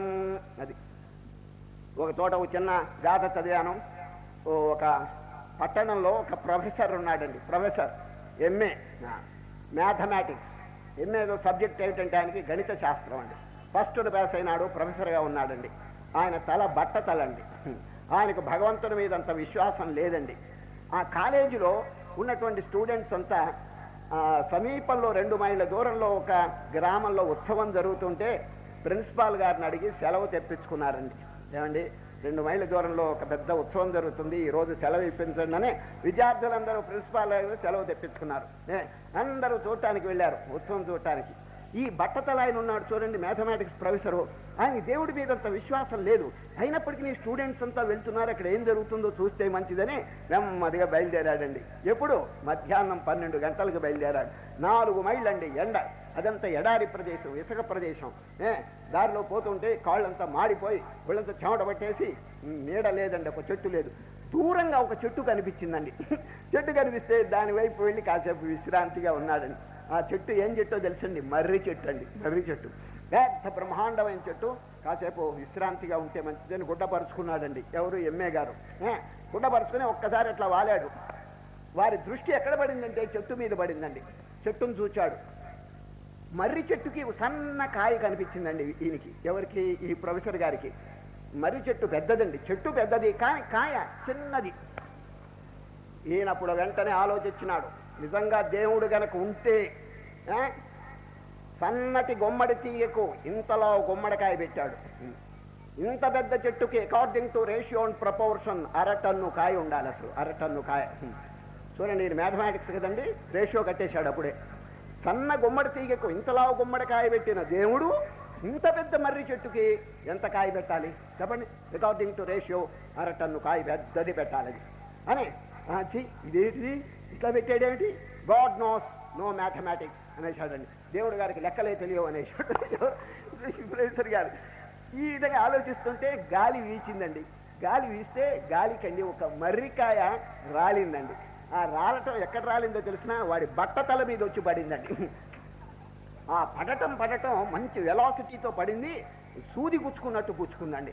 అప్పుడు అనుకున్నాడు, నిజంగా నేను అనుకున్నట్టు అరటన్ను కాయ అయితే నా బుర్ర రామార్పణం అయిపోయేది ఇప్పుడు. అప్పుడు అన్నాడు, God knows not only mathematics but morality also అన్నాడండి. దేవుడి గారికి లెక్కలే కాదు, కొంచెం నీతి నియమం కూడా ఉంది, ఎందుకంటే నాబోటి వాళ్ళని కాపాడాడు అన్నాడు. లేకపోతే బుర్ర పగిలి చచ్చేవాడు వాడు అంత కాయ కనుకుంటే.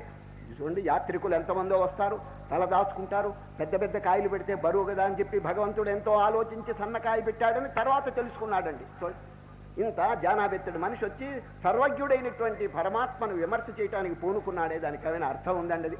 ఈ విధంగా అహంకారం చేత, దర్పం చేత కొందరు చేయరాని పనులన్నీ చేస్తుంటారండి. భగవంతుని విమర్శ చేసే అధికారం మనకి లేదండి. అసలు జీవుడు ఎవరు చెప్పండి? కొంచెం ఈ అనంతమైనటువంటి విశ్వంలో లెక్క వేసుకుంటే కోటాను కోట్ల లైట్ ఇయర్స్, కాంతి సంవత్సరాల దూరంలో ఉన్నటువంటి నక్షత్రాలు, గ్రహాలు ఇవన్నీ కూడా లెక్క వేసుకుంటే అఖండమైనటువంటి శక్తి మనం కొలత వేయగలవండిది. ఎంత ఉన్నాడు చెప్ప, మన భూమి అసలు లెక్కలేదు, మన సూర్యుడే లెక్కలేదండి అది. అటువంటి సూర్యుడి దగ్గర మన భూమి చిన్నది కదా, భూమి దగ్గర మన దేశం చిన్నది కదా. అటువంటి జానాబెత్తుడు మనిషి దేవుని గురించి విమర్శ చేయాలని చెప్పి అనుకుంటాడు. ఎంత హాస్యాస్పదమైనటువంటి విషయం మీరు ఆలోచించండి. దేశము, కాలము, క్రియ మూడిటికి బద్ధుడండి జీవుడు. అర్థమైందండి? Time, space, causation. చూడండి, టైం అంటే 100 ఏళ్ళలో 70 ఏళ్ళలో అంతే వాడికి, తర్వాత బతకలేడు వాడు. He must fall down. దీనికి టైం. దేశం అంటే వాడు ఎత్తని చెప్పండి 5 అడుగులు 6 అడుగులు, ఇంకా 2 అడుగులు పెరగమని చెప్పండి, వాడిని పెరగలేడు. కనుక ఎత్తు అంటే ఒక ఆకారానికి లోబడిపోయినాడు, ఒక టైంకి లోబడిపోయినాడు. Next causation. కాజేషన్ అంటే కర్మ. పూర్వజన్మలో ఆయన ఏం కర్మ చేసుకున్నాడు దాని ఫలితం అనుభవిస్తాడే కానీ కొత్తగా ఏమీ లేదండి. పెద్ద పెద్ద సంపదలు పొందాలంటే పొందలేడు. ఈ విధంగా దేశకాల క్రియలకు లోబడినటువంటి జీవుడు అతీతుడైనటువంటి, మాయాతీతుడైనటువంటి పరమాత్మను విమర్శించేటువంటి హక్కు వాళ్ళకి లేదు. ఇటువంటి మెంటాలిటీ ఎంత శీఘ్రంగా తొలగించుకుంటే అంత ధన్యుడుగా ఉంటాడండి అది. ఇప్పుడు శ్రీకృష్ణ పరమాత్మ భక్తి యోగంలోనండి అద్భుతమైనటువంటి విషయాలు చెప్తున్నారు. ఏమిటంటే, అర్జున, నిరాకారం చాలా గొప్పదే, కానీ సాకారంలో అనుభవం లేకపోతే నిరాకారంలో నా అనుభవం పొందటం కష్టం. అది మొట్టమొదట్లో అభిమానం కలిగిన వారికి, దేహాభిమానం కలిగిన వారికి దాంట్లో ప్రొసీడ్ కావటం కష్టం. క్లేశో అధికతరస్తేషాం అవ్యక్తాసక్తచేతసాం అవ్యక్తా హి గతిర్దుఃఖం దేహవద్భిరవాప్యతే. ప్లీజ్ అండర్లైన్, దేహవద్భి. నేను దేహం అని అనుకున్నవాడు దాంట్లో ప్రొసీడ్ కావటం కష్టం అండి. ఎందుకంటే దేహాభిమానం చావకపోతే ఇంకా ఆత్మస్వరూపాన్ని ఎట్లా పొందగలడు వాడు చెప్పండి? కనుక ఇవన్నీ విచారణ చేసి బాగా డివైడ్ చేసి చూడండి, రేపటి నుంచి వస్తుంది అద్భుతమైనటువంటి విచారణ. క్షేత్రజ్ఞ విభాగ యోగం. ఇవన్నీ ఈ విధంగా చక్కగా విచారణ చేసి సెపరేట్ చేసుకోవాలండి. ఇప్పుడు పాలు నీళ్లు కలిసినాయి ఏమండి, పాలు మనకి రావాలంటే ఎట్లా వస్తాయండి? కలిసిపోయింది. హంసను తీసుకురండి, చక్కగా పాలు తాగేస్తుందండి. అదేవిధంగా ఈ ప్రపంచంలో సత్యము అసత్యము, నిత్యము అనిత్యము, జడము చైతన్యము ఇవన్నీ కలిసిపోయినాయి. కలిసిపోతే రెండింటిని అనుభవిస్తుంటే ఏమైందంటే శాంతి లేకపోతున్నది. కనుక మనం ఏం చేయాలి? ఉపనిషత్తులో చెప్పినారు చూడండి, కఠోపనిషత్తు చివరి శ్లోకం అండి, అద్భుతమైంది. అంగుష్ఠమాత్ర పురుషోంతరాత్మ సదా జనానాం హృదయే సన్నివిష్టః తం స్వాచ్చరీరాత్ ప్రవృహేన్ ముంజాదివేషీకాం ధైర్యేణ తం విద్యాచ్చుక్రమమృతమితి. కఠోపనిషత్తు చివరి శ్లోకం. దర్భగడ్డిలోనండి పూజ చేసేటప్పుడు దర్భగడ్డి కావాలండి. అది ముంజగడ్డి లోపల ఉంటుందండి, ముంజగడ్డి. కనుక పురోహితులు నెమ్మదిగా ముంజగడ్డిని ఇట్లా తెరిచి ఆ దర్భగడ్డిని తుంచి పూజకి తీసుకుపోతారండి. సరే, ఆ ఉపమానం చెప్పారు. అది ఏ విధంగా ముంజగడ్డిలో దర్భగడ్డి ఇముడిందో అదేవిధంగా శరీరం లోపల ఆత్మ అనేది వికసిస్తుంది, ప్రకాశిస్తున్నది. బాగా విచారణ చేసి దాన్ని వేరు చేయాలి. చేసి ఆ లోపల సచ్చిదానంద స్వరూపంలో మనం తాదాత్మ్యం పొందటం నేర్చుకోవాలి. అదే మోక్షం. ఈ విధంగా మానవుడు విచారణ చేత తన స్వరూపం, నేను దేహం అని చెప్పి అనుకుంటే it's impossible to realize god. ఎవరు కూడా దేవుణ్ణి పొందలేరండి. నేను దేహం అని చెప్పి అనుకుంటే దేహాభిమానం చంపేస్తున్నదండి. ఇదే రామతీర్థులు ఇటువంటి మహనీయులండి బాగా సాధన చేసి చేసి I'm not the body, I'm not the mind, I'm not the senses అని చెప్పి బాగా మననం చేసి చేసి చక్కగా అనుభూతిని పొందినారండి. ఎవరు? ఇప్పుడు రామతీర్థుడు నేను పోవచ్చున్నాను అని అనడు, ఇప్పుడు అనడండి. ఏమంటాడు తెలిసిన? వీడిపోతున్నాడు వీడిపోతున్నాడు వీడిపోతున్నాడు అని అంటాడు. కనుక అంత సెపరేట్ చేసుకోవటం నేర్చుకుంటే ఎంతో ఆనందం కలుగుతుంది. చూడండి, ఈ రెండింటిని వేరు చేయటమే యోగం. విభాగం చూడండి, రేపటి నుంచి వచ్చేటువంటి ప్రతి అధ్యాయం పేరు విభాగం. విభాగం అని వస్తుంది. Please separate. ఇప్పుడు మీ ఇంట్లో మీరు రాత్రిపూట పండుకోబోతున్నారండి. ఎవడో వచ్చాడు కొత్తవాడు, ఏమండి ఈ రాత్రి మీ ఇంట్లో పండుకుంటాను అంటే మీరు ఒప్పుకుంటారా? చెప్పండి, మీరు ఒప్పుకుంటారా చెప్పండి? వాడెవడో తెలియదు, మీరు ఎట్లా ఆశ్రయిస్తారు? నాయన పో, సత్రం, ఊళ్ళో సత్రాలు ఉన్నాయి, పోవయ్యా అంటారు. ఎటువంటి వాడైనా కొత్త వాడికి మీరు ఆశ్రయం ఇవ్వరండి. రాత్రిపూట వచ్చి పండుకుంటానంటే, ఎందుకంటే ఒకవేళ మనం దయ చూపిస్తే వాడు చేయరాని పనులు కూడా చేయొచ్చండి వాడు. కనుక జాగ్రత్తగా ఉండాలి. మన హృదయంలో ఈ హృదయ కవాటం తెచ్చేసి ఇష్టమైన అసుర సంస్కారములన్నింటినీ మనం లోపలికి రానియకూడదండి. వాటన్నిటిని దూరంగా తరివేయడం చాలా మంచిది. ఈ విధంగా చేయటం అనేది దేహాభిమానం కలిగిన వాడికి సాధ్యపడదండి. దేహవద్భిరవాప్యతే, నిర్గుణమైనటువంటి స్వరూపాన్ని నేను దేహం అని చెప్పి అనుకున్నవాడు ఎవడూ కూడా పొందలేడని చెప్పి ఘట్టాబద్ధంగా చెప్తున్నారు. మళ్ళీ వినండి, దేహవద్భిరవాప్యతే. చూడండి, ఏ తు సర్వాణి కర్మాణి మయి సన్యస్య మత్పరా అనన్యేనైవ యోగేన మాం ధ్యాయంత ఉపాసతే క్లేశో అధికతరస్తేషాం అవ్యక్తాసక్తచేతసాం అవ్యక్తా హి గతిర్దుఃఖం దేహవద్భిరవాప్యతే. దేహాభిమానం కలవారు అవ్యక్తం అంటే నిర్గుణమైన స్వరూపాన్ని పొందలేరు. రామతీర్థస్వామి ఒక చిన్న కథ చెప్పాడండి. సందర్భోచితంగా ఉంది, చెప్తున్నాను. రామతీర్థస్వామి ఒక ఊళ్ళో ఒక శిల్పి ఉన్నాడండి. శిల్పి, ఆ శిల్పి విగ్రహములు ఎట్లా తయారు చేస్తాడో తెలుసండి, మోస్ట్ న్యాచురల్. ఆయన కనుక విగ్రహం తయారు చేస్తే ఇది ఒరిజినలా లేకపోతే విగ్రహమా చెప్పలేము, అంత న్యాచురల్గా ఉంటుందండి. సాక్షాత్ ఒరిజినల్ వ్యక్తి మోస్తరే ఉంటుందండి. అందువల్ల ఆయనకి పేరు ప్రఖ్యాతులు వచ్చింది, లక్షలు గడించినాడండి. దానికి బట్టి ఒకనాడు ఆయన వార్ధక్యం వచ్చేసింది, జ్యోతిష్కుడిని అడిగినాడండి. ఏమండి ఇంకా ఎన్నాళ్ళు బతుకుతాను నేను అని అడిగాడు. జ్యోతిష్కుడు ఆయన చెప్పింది పరమసత్యం అండి. జ్యోతిష్కుడు కరెక్ట్గా చెప్తాడు. చేయంతా చూసినాడు. ఫలాన్ రోజు అర్ధరాత్రి 1:30 గంటలకు మీకు మృత్యు వస్తుంది అన్నాడండి, మీరు మరణిస్తారు అన్నాడు. ఆయన ఏమనుకున్నాడంటే ఆ శిల్పి, ఎడతిరిగి చస్తాను, ఎడతిరిగి యముడు గారు వస్తారు, ఏదైనా కొంచెం ఒక ఉపాయం చేస్తే మంచిదని చెప్పి ఆలోచించి, ఇంకా టైం ఉన్నదండి, ఇంకా 5 నెలలు ఉన్నది ఏది యముడు రావటానికి. ఈ 5 నెలలు ఏం చేశాడు తెలుసండి, తన మోస్తరు 9 విగ్రహాలు తయారు చేశాడండి. తన మోస్తరు, same height, same length and same breadth, తన మోస్తరు మోస్ట్ న్యాచురల్గా విగ్రహాలు తయారు చేసి ఇంట్లో పండబెట్టాడండి. ఎవరు? ఈ శిల్పి. పండబెట్టి సరిగ్గా టైం ఉన్న చూడండి, 1:30 గంటకి చస్తావని చెప్పలేదు, 5 నెలలు అయిన తర్వాత ఆ రోజున సరిగ్గా రాత్రి అర్ధరాత్రి 1:30 గంటకి ఏం చేశాడు తెలుసండి శిల్పి, ఈ 9 విగ్రహాల మధ్య వాడు కూడా పండుకున్నాడండి. పండుకుని అన్నిటి మీద దుప్పట్లు కప్పేశాడండి. రాని యముడు వస్తాడు, ఇంకేం చేస్తాడో చూస్తాడని మొదటి దుప్పటి ఎత్తాడండి. సరిగ్గా యముడు గారు వచ్చేశారు. పాశం తీసుకుని వచ్చాడు. మొదటి దుప్పటి తీశాడు, రెండో దుప్పటి తీశాడు. ఇద్దరు ఒక మోస్తరే ఉన్నారండి. మూడో దుప్పటి తీశాడు. రామరామ ఇదేమిటి, అందరూ ఒకే రకంగా ఉన్నారు. ఎవడి మెళ్ళలో పాశం వేయాలో అర్థం కాక తెకమక పడుతున్నాడు. ఎవరు? యముడు గారు. చూడండి, వారి యొక్క సిద్ధాంతం ఏమిటంటే, అనవసరంగా ఒకరి మెళ్ళో వేయాల్సింది ఇంకొకరి మెళ్ళో వేయటం అనేది మంచిది కాదండి. అసలు వేయకుండా వెళ్ళటం మంచిదేమో కానీ, అందువల్ల ఈ యముడు గారు ఆలోచిస్తూ 9 + 1 9 విగ్రహాలు ప్లస్ వీడు 10 కదా, 10 ఒక రకంగానే ఉన్నాయి, ఎవడి మెళ్ళో వేయాలి ఆలోచన చేస్తున్నాడు. మనం పొరపాటును వేస్తే అది యూనివర్సల్ గవర్నమెంట్ ఒప్పుకోదండి, పొరపాటు ఒప్పుకోదు. అంచేత కరెక్ట్గా వేయాలి, వీడేమో ఇట చేసి పెట్టాడు అని ఆలోచించి నెమ్మదిగా అసలు ఎవరి మీద వేయకుండా పోతున్నాడండి. పోతూ దారిలో ఒక్క మాట అన్నాడండి. ఎవరు? యముడు. వీడు అన్ని బాగా చేశాడు కానీ ఒక్క పొరపాటు చేశాడు అన్నాడండి. వీడు వెంటనే లేచి, ఏమిటే ఆ పొరపాటు అన్నాడు.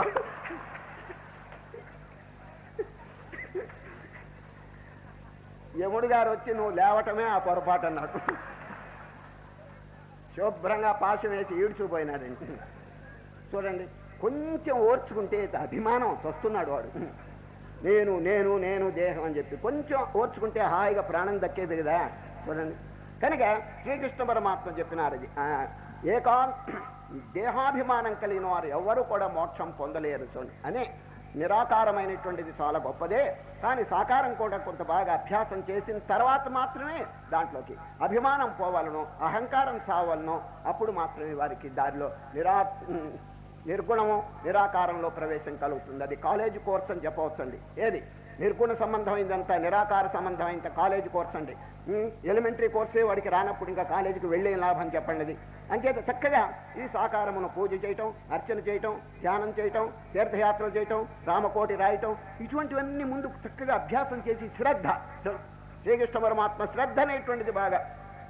అయితే సంశయములు ఇవన్నీ కూడా ఊరికి పెంచుకోకూడదండి. సరే, సంశయాత్మా వినశ్యతి, ఫెయిత్ ఉండాలండి. ఇప్పుడు కృష్ణ పరమాత్మ గీత చెప్పాడు కదా, మనకు ఇట్లా డౌట్లు రాకూడదు. కృష్ణుడు చెప్పాడా లేదా, ఇది ఆచరిస్తే మనకి శాంతి కలుగుతుందా లేదా, వ్యాసుల వారు అసలు రాశారా లేదా, అర్జునుడు ఉన్నాడా లేదా, ఇటువంటి సంశయాలు వద్దండి. ఎందుకంటే మహనీయులు చక్కగా రాసినప్పుడు మస్ట్ హ్యావ్ ఫెయిత్, అది ఉన్నాడనేటువంటి విశ్వాసం కలగాలి. ఈ ఆధ్యాత్మిక విషయంలో సంశయములు పెంచుకుంటే ఏమి ఉపయోగం లేదండి. ఈ సంశయం అప్పుడు మీరు అడగచ్చు, ఏమండి సంశయాలు ఉండకూడదా, డౌట్స్ రాకూడదా అని మీరు అడిగితే దేర్ ఇస్ ఎ లిమిట్. ఒక లిమిట్ ఉందండి, డౌట్స్ రావచ్చును. గురువు చెప్పింది చక్కగా ఆచరించే వరకు కూడా డౌట్స్ను కొంచెం దూరంగా పెట్టండి. ఆచరించిన తర్వాత మీ డౌట్స్ నిజంగా ఏదైనా వస్తే అప్పుడు అడగండి. వివేకానంద అదే పని చేసినాడండి. మొదట్లో ఎన్నో ప్రశ్నలు అడిగాడు రామకృష్ణ పరమహంసని, ఓర్చుకుని పాపం ఎన్నో చెప్పారండి. ఆఖరికి మితిమీరి అడుగుతుంటే స్వామి వివేకానంద గారు ప్లీజ్ వెయిట్, నా దగ్గర 4 సంవత్సరాలు మీరు ధ్యానం చేయండి, సాధన చేయండి, ఆ తర్వాత మీకు ఏదన్నా డౌట్ వస్తే అడగండి అన్నాడు. 4 సంవత్సరాలు నోరు మోసుకుని ఏం అడగలేదండి వివేకానంద. 4 ఏళ్ళు అయిన తర్వాత ఇంకా డౌటే లేదండి. సరే, విద్యతే హృదయ గ్రంథి ఛిద్యంతే సర్వ సంశయా క్షీయంతే చాస్య కర్మాణి తస్మిన్ దృష్టే పరావరే. ఉపనిషత్తు అన్ని సంశయములు తొలగిపోతున్నాయి. గీతలో అర్జునుడు చెప్పలేదండి, నా సందేహములన్నీ తొలగిపోయినని చెప్పి, నష్టో మోహ స్మృతిర్లబ్ధా త్వత్ప్రసాదాన్మయాచ్యుత స్థితోస్మి గత సందేహ కరిష్యే వచనం తవ. ఊరికే టూ మచ్గా ఈ డౌట్స్ పెంచుకోకూడదండి. ఒక చోట ఏం జరిగిందంటే, ఒక పల్లెటూరు వాడు ఊరు ప్రయాణానికి బయలుదేరాడండి. గుడ్డలన్నీ మూట నెత్తిన పెట్టుకుని దిగాడండి. ఇల్లు దిగితే అడుగు పెట్టాడో లేదో వీధిలో ఒక కుక్క అడ్డంగా వచ్చిందండి. వాడికి అన్ని అనుమానాలు, అన్ని శకునాలంటే వాడికి ఇదండి. కుక్క ఇట్లా అడ్డంగా పోయేటప్పటికి ఇది శకునం బాగుందో లేదో, నేను ప్రయాణం అయిపోతున్నానని అసలు ప్రయాణమే మానేశాడు. మూట తీసి ఇంట్లో బారేశాడు. జ్యోతిష్కుడి దగ్గరికి వెళ్ళాడు. ఏమయ్యా, ఎవరైనా ప్రయాణానికి మొదలు పెడుతుంటే కుక్క కుడి నుంచి ఎడమకి రావటం మంచిదా, ఎడమ నుంచి కుడికి రావటం మంచిదా అన్నాడండి. ఆయన చెప్పినాడు జ్యోతిష్కుడు, మా జ్యోతిష్కంలో గురుడు, బుధుడు, శుక్రుడు, రాహువు, కేతువు కానీ కుక్కలు లేవయ్యా అని చెప్పాడండి. ఏటే జ్యోతిష్కం ఉన్నారు. ఇంకో జ్యోతిష్కుడి దగ్గరికి పోయినాడు. ఏమండి, ప్రయాణం మొదలు పెడుతుంటే కుక్క కుడి నుంచి ఎడమకి రావటం మంచిదా, ఎడమ నుంచి కుడికి రావటం మంచిదా అంటే మీద పడి కరవకపోతే మంచిది అన్నాడండి. లేకపోతే ఏంటండి, సిల్లీ క్వశ్చన్స్ అండి ఇవన్నీ. ఇటువంటి పెట్టుకుని ఎంత నాశనం చేసుకోకూడదండి. ఆధ్యాత్మిక క్షేత్రం గంభీరమైన క్షేత్రం అండి. ఇది కేవలం ఎక్స్పీరియన్స్కి సంబంధించిందండి. గురుదేవుడు చక్కగా అనుభూతిని పురస్కరించుకుని మనకి బోధిస్తున్నారు. ఉపనిషత్తులన్నీ మహర్షులందరూ చక్కగా అనుభూతిని మేళవించి మనకి బోధిస్తున్నారు. Let us have some faith. ఒక విశ్వాసం కలిగి ప్రొసీడ్ అవుతాం. ఆఖరికి తెలియకపోతే అప్పుడు మనం ప్రశ్న చేయాలి, అంతేగాని అంతవరకు నోరు తెరవకూడదండి ఇది. ఇప్పుడు శ్రీకృష్ణ పరమాత్మ చూడండి, ఉద్ధరిస్తాను ఈ జనులను, నేను సంసార సముద్రం నుంచి ఉద్ధరిస్తాను అని చెప్పినాడు. ఎవరిని? తేషాం అన్నాడు. తేషాం అంటే వారిని సంసార సముద్రంలో మునిగిపోకుండా నేను ఉద్ధరిస్తాను. ఎవరో చూడండి. తేషాం అహం సముద్ధర్త మృత్యు సంసార సాగరాత్ ఏతు సర్వాణి కర్మాణి మయి సన్యస్య మత్పరా అనన్యేనైవ యోగేన మాం ధ్యాయంత ఉపాసతే. ఎవరు అనన్యమైనటువంటి చిత్తంతో నన్ను ధ్యానం చేస్తున్నారో వారిని నేను సంసార సముద్రంలో మునిగిపోకుండా లేవకొడతాను. పైన విశేషణం చెప్పాడండి, మళ్ళీ చెప్తున్నాను. ఏతు సర్వాణి కర్మాణి మయి సన్యస్య మత్పరా అనన్యేనైవ యోగేన మాం ధ్యాయంత ఉపాసతే తేషాం. వారిని ఏం చేస్తాను? అహం సముద్ధర్త మృత్యు సంసార సాగరాత్. లేపుతాను. ఎక్కడి నుంచి? సంసార సముద్రం.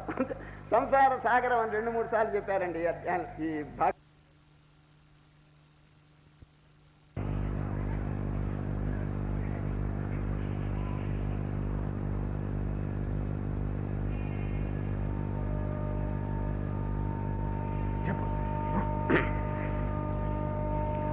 తేషామహం సముద్ధర్త మృత్యు సంసార సాగరాత్. వారిని అంటే ఈ భక్తి గల వారిని అనన్యమైన చింతనతో ధ్యానం చేసేవారిని మృత్యు సంసారం నుంచి లేవకొడతాను అన్నారు. ఏమిటి మృత్యు సంసారం? ఈ సంసారమును ఎక్కడ వర్ణించినా మృత్యు అని తగిలిస్తున్నారు కృష్ణుడు. చూడండి, మొన్న ఒకసారి చెప్పినారండి మృత్యు సంసారం అని, మళ్ళీ ఇక్కడ ఒకసారి చెప్పినారు. ఏమిటిది? సంసారం మంచిదే. చూడండి, ఇప్పుడు ఇంట్లో అందరూ క్షేమంగా ఉన్నారు కదా. చూడండి, అన్ని చక్కగా సంపదలు బాగున్నాయి, పిల్లలు చక్కగా మంచి స్వభావంతో ఉన్నారు, భార్య అనుకూలవతిగా ఉంది, అన్నీ బాగున్నాయండి. అకస్మాత్తుగా ఎవడో చనిపోతాడు. చూడండి, చనిపోయేప్పటికీ పిచ్చెక్కిపోయినట్టంతా ఇదైపోతుందండి. చూసారా, మనసుకి షాక్, మెంటల్ షాక్ కలుగుతుంది. ఎందుకంటే he is not prepared for the death. ఇట్లా జరుగుతుందని వాడు ముందు అనుకోలేదు, అందుచేత షాక్ తగిలిందండి. కనుకనే శ్రీకృష్ణ పరమాత్మ ఆయన jump in to the future. నిన్న చెప్పలేదండి, ద్రోణుడు చనిపోయినాడు, భీష్ముడు చనిపోయినాడు, కర్ణుడు చనిపోయినాడు, ఇంకా యుద్ధం మొదలు పెట్టలేదు. ఎందుకు ఈ శవాలు చూపించాడు చెప్పండి? You must think over the future. భవిష్యత్తులో ఇవన్నీ జరుగుతాయి అనేటువంటి విషయం, దానికి తప్పేమిటండి? ఎడతిరిగి జరుగుతాయి, తప్పండి. జరిగేటువంటి దాన్ని మర్చిపోవాల్సిన అవసరం ఏమొచ్చిందో చెప్పండి. ఇది మర్చిపోతే ఒకవేళ అవన్నీ ఆగిపోకూడదు, అది మంచిది కాదు అని అంటారు. సరే, అది ఆగుతుందా? నువ్వు తలంచనంత మాత్రం చేత ఆగుతుందా? ఒక ఊళ్ళో జరిగిన విషయం, ఒక పండితుడండి, కుటుంబం పెద్దదండి, కొడుకులు కోడళ్ళు అందరు ఉన్నారు. ఒకనాడు పొద్దున్నే లేవంగానే తలుపు తెరిచారండి ఆ కుటుంబం వాళ్ళు. ఆ తలుపు మీద ఒక ఎవడో రాసి పెట్టాడండి రాత్రి. ఏమిటి రాశాడు తెలుసండి? ఈ రోజు రాత్రి మీ ఇంటిలో దొంగతనం చేస్తాను అని రాసి పెట్టాడండి. వాడు ఎంత ధైర్యంగా, ఈ రోజు రాత్రి మీ ఇంట్లో దొంగతనం చేస్తాను అని రాసి పెట్టాడు. చేవరాలు పెట్టాడు, ఏదో ఆకాశరామ్ అన్న పేరు పెట్టాడండి. ఇక అందరూ భయపడిపోయినారు. ఈ రోజు రాత్రి తప్పకుండా వాడు ఎవడో వచ్చి ఇక్కడ రాసి పెట్టాడు కాబట్టి దొంగతనం చేస్తాడు, ఏమి చేయాలని కుటుంబ సభ్యులంతా ఒక సమావేశం చేశారండి. సరే, ఆ కుటుంబంలో అవ్వ అంటే ముసలమ్మ ఉందండి, పరమ చాదస్తం, 10 సార్లు స్నానం, 20 సార్లు మడి. తర్వాత కొడుకు, ఆయన పండితుడు, కోడళ్ళు అందరూ మడి ఆచారం పెద్ద ఇదండి. వాళ్ళందరూ సమావేశమైనారు. ఏం చెయ్యాలి? దొంగవాడు వస్తాడు, గౌరవనీయులైన సభ్యులంతా వారి వారి అభిప్రాయం తెలపవలసింది అని అన్నారు. అంటే ఎప్పటికి ఒక ఆయన లేచాడు. ఏంటి దొంగ వస్తే భయం ఎందుకు? అందరూ మేలుకొని కూర్చుంటాం, వాడు ఎట్లా వస్తాడు అని చెప్పి మేలుకోవాలని చెప్పాడండి వాడు. ఇంకొకడు అన్నాడు, నువ్వు మేలుకో, నిద్రపో, వాడు ఎడితిరిగి కొట్టేసో ఏదో చేసిపోతాడు, నువ్వు మేలుకున్నంత మాత్రం చేత వాడు పారిపోడు అని చెప్పి కర్రలు కట్టెలు దగ్గర పెట్టుకుంటే మంచిదని వాడు సలహా ఇచ్చాడండి. ఇంకొకడు ఏమన్నాడంటే, ఏవి కట్టెలొద్దు పాడొద్దు, తలుపులు తాళాలు వేసేయండి, అన్ని తలుపులు గేట్లు ఇవన్నీ బాగా తలుపులు వేసేస్తే వాడు ఎట్లా వస్తాడని చెప్పి ఇంకొక ఆయన. ఇంకోటి అన్నాడు, ఎన్ని తలుపులు వేసినా వాడు బద్దలు కొట్టుకొస్తాడయ్యా అని ఇంకొకడు అన్నాడు. ఈ విధంగా పూర్వపక్షం ప్రతిపక్షం జరుగుతుంటే ముసలమ్మ వంతు వచ్చిందండి. ముసలమ్మ అవ్వగారు మీ అభిప్రాయం చెప్పండి, దొంగవాడు వస్తాడు, ఏం చేయాలి? అవ్వ చెప్పింది, ఘోరి పిచ్చి వాళ్ళారా, మీ అభిప్రాయాలు చూస్తుంటే నాకు నవ్వు వస్తున్నది. ఒకడేమో తలుపు వేయమంటాడు, ఒకడేమో మేలుకోమంటాడు, ఒకడు కర్రలు ఉంటాయి. ఏమొద్దు, తలుపులు తెరిచిపెట్టేయండి, అందరూ నిద్రపోండి, కర్రలు కట్టెలు ఏది పెట్టుకోబాకండి, కానీ తలుపులకి కిటికీలకి మడిబట్టలు కట్టండి అన్నదండి. మడిబట్టలు, దొంగ మడిబట్టలు తాకడు, మడిబట్టలు కడితే చూసి వెళ్ళిపోతాడు వాడు. చూడండి, చాదస్తం మనిషి. మడిబట్టలు తాకకూడదనేది మంచిదే, మరి దొంగకేం పట్టిందండి? మరి ఏదో పెద్ద మనిషి, ఆమె చెప్పింది చేయకపోతే ఆమె కోపడుతుందని అందరూ దానికి అంగీకరించి ఆ రోజు అందరూ నిద్రపోయినారు. తలుపులు గిలుపులు తెరిచిపెట్టారు, తలుపులకి అన్నిటికీ మడిబట్టలు కట్టారు, హాయిగా నిద్రపోయినారండి. దొంగవాడు అర్ధరాత్రి వచ్చాడు, సామానంతా కుప్ప చేసుకున్నాడు, మడిబట్టల్లో మూట కట్టుకుని పోయినాడండి వాడు. లేకపోతే ఈ మడి బట్టలు దొంగని ఆపుతాయండి. ఏం పిచ్చి చాదస్తం కాకపోతే. అదేవిధంగా యముడిని గురించి అనుకోవద్దు, సావును గురించి అనుకోవద్దు, అది ఆగిపోతుంది అనేటువంటి పాడు బుద్ధి చూడండి. అది వివేకం లేకపోవటం అనేది మంచిది కాదండి. కనుకనే శ్రీకృష్ణ పరమాత్మ భవిష్యత్ అంతా ముందుగానే చూపించడానికి కారణం అండి అది. ద్రోణంచ భీష్మంచ జయద్రథం చ కర్ణం తధాన్యానపయోధ వీరాన్మయా హతాంస్తం జహిమా వ్యధిష్ట యుద్ధస్వజేతాశిరణే సపత్నాన్. మృత్యు సంసారం నుంచి నేను లేవపడతాను. ఎవరంటే ఇంద్రియములను జయించిన వారు, అనన్యమైనటువంటి భక్తితో ధ్యానం చేసేవారు. చూడండి, ఏతు సర్వాణి కర్మాణి మయి సన్యస్య మత్పరా అనన్యేనైవ యోగేన మాం ధ్యాయంత ఉపాసతే తేషామహం సముద్ధర్తా మృత్యు సంసార సాగరాత్. ఈ మృత్యు అనేటువంటిదండి మహాప్రమాదం. సంసారం మంచిదే, పిల్ల, ఎంత ధనం, ఎంత కీర్తి, ఇంత బాగుంది, కానీ వాట్ అబౌట్ డెత్ చెప్పండి. ఆ డెత్ను మనం కాంకర్ చేయాలండి. సరే, ఆ చావుని మనం జయించాలి. అమరత్వం పొందాలి. మృత్యోర్మా అమృతంగమయ, మృత్యువు నుంచి అమృతత్వాన్ని పొందాలి. అది మన జీవితం యొక్క లక్ష్యం. ఎవరైనా ట్రై చేస్తున్నారా? మృత్యువుకి లోబడి మళ్ళా పుట్టడం చావటం దౌర్భాగ్యంలో పడిపోతున్నాడే కానీ హౌ టు కాంకర్ డెత్. ఈ మృత్యు అనేది అసలు మన స్వరూపమే కాదండి, ఇది దేహానికి సంబంధించింది. మృత్యు అంతా కూడా జడమైనటువంటి దేహాన్ని చంపుతుంది, పుట్టిస్తుందండి. మనం ఎవరని చెప్పండి? దేహానికి సాక్షిగా ఉన్నటువంటి చిదాకాశం. ఈ రహస్యం తెలుసుకుంటే ఇంకా పుట్టడం ఏమిటి, చావటం ఏమిటి చెప్పండి? భగవద్గీతలో శ్రీకృష్ణ పరమాత్మ నోరు తెరవంగానే ఈ అద్భుతమైనటువంటి జ్ఞాన విచారణ చెప్పినాడు. Think over your real nature. అటువంటి వ్యక్తులు కనుక 2-3 ఉన్నా కూడా లోకానికి అంతటికి ఎంతో శ్రేయస్కరం అని చెప్పి వివేకానంద స్వామి చెప్తారండి. Let there be a dozen lion souls అంటాడు. చూడు, ఒక 12 మంది గనక మంచి సింహ పరాక్రమం వంటి వ్యక్తులు గనక ఉంటే చూడండి, let there be a dozen lion souls, souls that have touched the infinite. ఊరికి మామూలు కాదు, souls that have touched the infinite, that neither care for lust or wealth or fame, and these are enough to shake the whole world. ప్రపంచానంతా ఊపి వేయటానికి 12 మంది చాలంటాడు. అనుభూతి కలిగినటువంటి వారు ఎంత శక్తి కలిగి ఉంటారంటే చెప్పటానికి లేదండి. కనుక శ్రీకృష్ణ పరమాత్మ స్వరూపాన్ని కొంచెం చక్కగా చింతన చేయవయ్యా అని ఆ మృత్యు అనేటువంటిది మనం జయించడానికి ప్రయత్నం చేయాలండి. ఎప్పుడు జయించగలం? ఆ మృత్యు అతీతమైనటువంటి స్వరూపం మనలోనే ఉన్నది, మన స్వరూపంగానే ఉన్నది. దాన్ని తెలుసుకోవాలి. ఆ తెలుసుకోవాలంటే ఉపాయములు చెప్తున్నాడు శ్రీకృష్ణ పరమాత్మ ఈ అధ్యాయంలో. దీంట్లో ఉన్న విచిత్రం ఏమిటంటే భక్తి యోగంలో భక్తి యోగం అని పేరు పెట్టి రాజయోగం గురించి చెప్తున్నాడండి. రాజయోగం అంటే how to control the mind, how to conquer the senses, ఇంద్రియాలను ఎట్లా జయించాలి, మనస్సును ఎట్లా కంట్రోల్ పెట్టుకోవాలి, ఆ విషయాల్లో దిగాడండి. నిజమైన పూజ అంటే ఇదేనండి. మనం ఏదో పుష్పాలతో పూజ చేస్తున్నావు కానీ యథార్థమైనటువంటి పూజ ఏమిటంటే మనస్సుని పవిత్రం చేసుకోవాలి. ఆ పవిత్ర మనస్సుని దేవుడికి అర్పణ చేయాలి. సరే, శంకరాచార్యులు వారు చక్కని ఒక గ్రంథం రాశారు, శివానంద లహరి. చూడండి, శివానంద లహరి. దాంట్లో ఓ పరమశివ, నా మనస్సు అనేటువంటిది మహా చపలంగా ఉంది మహానుభావ. కోతి మోస్తరు ఉన్నది. మీరు భిక్షాటనానికి పోతుంటారు అప్పుడప్పుడు. చూడండి, శివుడు కదండి, శివుడు భిక్షాటనం చేస్తాడు కదా.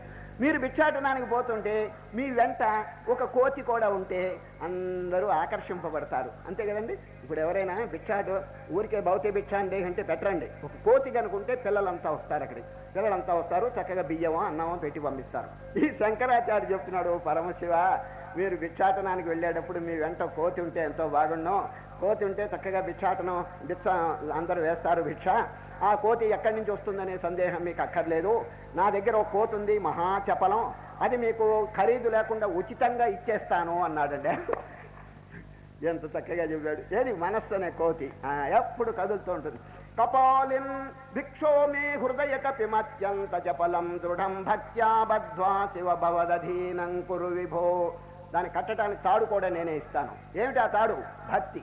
భక్తి అనే తాడు కట్టి నేను నా మనస్సు అనేటువంటి కోతిని తమకు అర్పణ చేస్తాను, మీకు ఉపయోగిస్తుంది, నాకు ఇది వదిలిపోతే ఎంతో శాంతంగా ఉంటుంది. చూడండి ఎంత చక్కగా చెప్పాడు. అదే శివానంద లహరిలో ఇంకో వాక్యం చెప్తాడు ఎవరు? శంకరాచార్య. ఏమిటంటే, ఓ పరమశివ మీ వాహనం ఏమిటి చెప్పండి? మీ వాహనం నంది. మీరు లోకమంతా 3 లోకాలు సంచారం చేయాలి కదా, లోకాధీశులు కదా మీరు. 3 లోకాలను సంచారం చేస్తూ బాగా సూపర్వైజ్ చేయాలి కదా. ఈ ఎద్దుతో ఎక్కడ సంచారం చేస్తారండి? ఎద్దుకు స్పీడా పాడా? నా దగ్గర ఒక గుర్రం ఉంది అంటాడు. ఎవరు? నా దగ్గర ఒక గుర్రం ఉంది. ఏది? మనస్సు. ఆ మనస్సు అనే గుర్రం మీకు ఇచ్చేస్తాను, లక్షణంగా 3 లోకాలు భలే స్పీడ్ మీద పోతుంది. ఒకటి మామూలు స్పీడ్ కాదు, రాకెట్ స్పీడ్ అంటాడు. కళ్యాణినం సరస చిత్రగతిం సవేగం సర్వేంగితజ్ఞమనఘం ధ్రువలక్షణాఢ్యం చేతస్తురంగమధిరుహ్య చరస్మరారే నేత సమస్త జగతాం వృషభాదిరూఢ. ఈ విధంగా మనస్సును వదిలించుకోవాలండి. సరే, ఈ మనస్సు ఇటు అటు పరిగెత్తి నానా అల్లకలోలం చేస్తుంటే శ్రీకృష్ణ పరమాత్మ దాన్ని అరికట్టడానికి 4 పద్ధతులు చెప్తున్నాడండి. భక్తి యోగం అని పేరు పెట్టి 4 పద్ధతులతో how to control the mind, మనస్సును ఏ విధంగా అరికట్టాలో చెప్తున్నారు. ఇది చాలా ఉపయోగం అండి. 4 వినండి. దీంట్లో ఉన్న విచిత్రం ఏమిటంటే, మొదటి పాఠం మీరు ఆచరించలేకపోతే 2వ పాఠం దిగిరండి, ఇంకో పాఠం చెప్తారు. అది కూడా మీరు ఆచరించలేకపోతే 3వ పాఠం, అది కూడా ఆచరించలేకపోతే 4. దిగి వస్తున్నాడండి శ్రీకృష్ణ పరమాత్మ. వినండి. మొదటి పాఠం మయ్యేవం అన ఆధత్స్వ మయి బుద్ధిం నివేశయ నివసిష్యసి మయ్యేవ అత ఊర్ధ్వం న సంశయః. ఓ అర్జున, పరిగెత్తే మనస్సును నాయందు, మయి అంటే ఆత్మ. చూడండి, ఎక్కడైనా సరే భగవద్గీతలో నాయందు అని కృష్ణుడు చెప్తే ఒక వ్యక్తి అని చెప్పి అనుకోబాకండి, ఆత్మయందు. చూసారా, కృష్ణునికి ఆత్మకి భేదం లేదండి.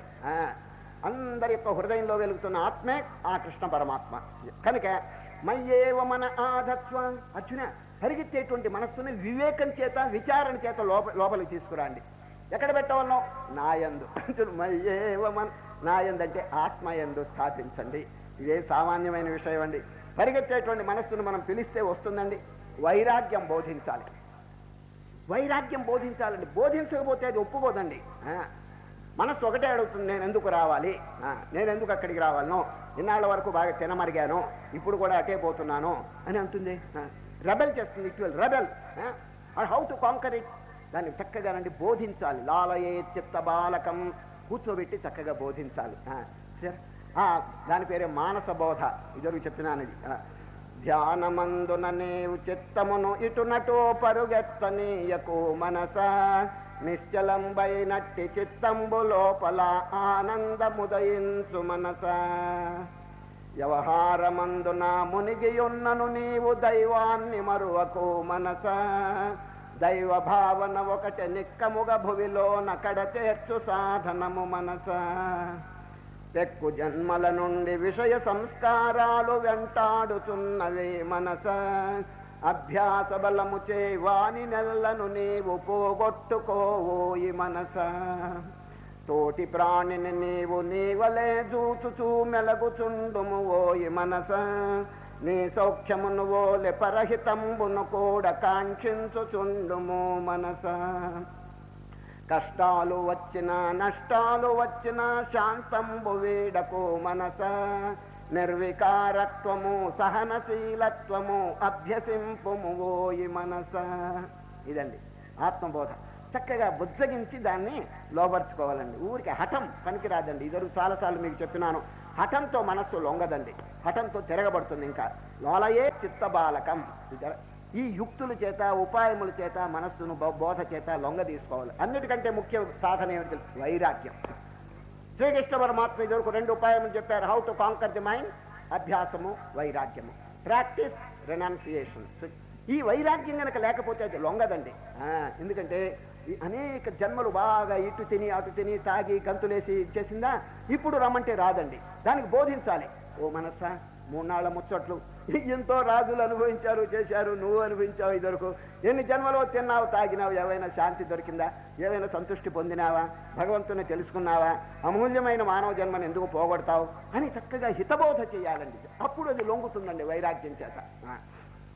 పూర్వకాలం ఒక రాజు ఉన్నాడండి. ఆయన పేరు మీకు అందరికీ తెలుసు, భోజరాజు. ఆ భోజరాజు ఆస్థానంలోనండి అనేక మంది పండితులు కూడా ఉన్నారండి.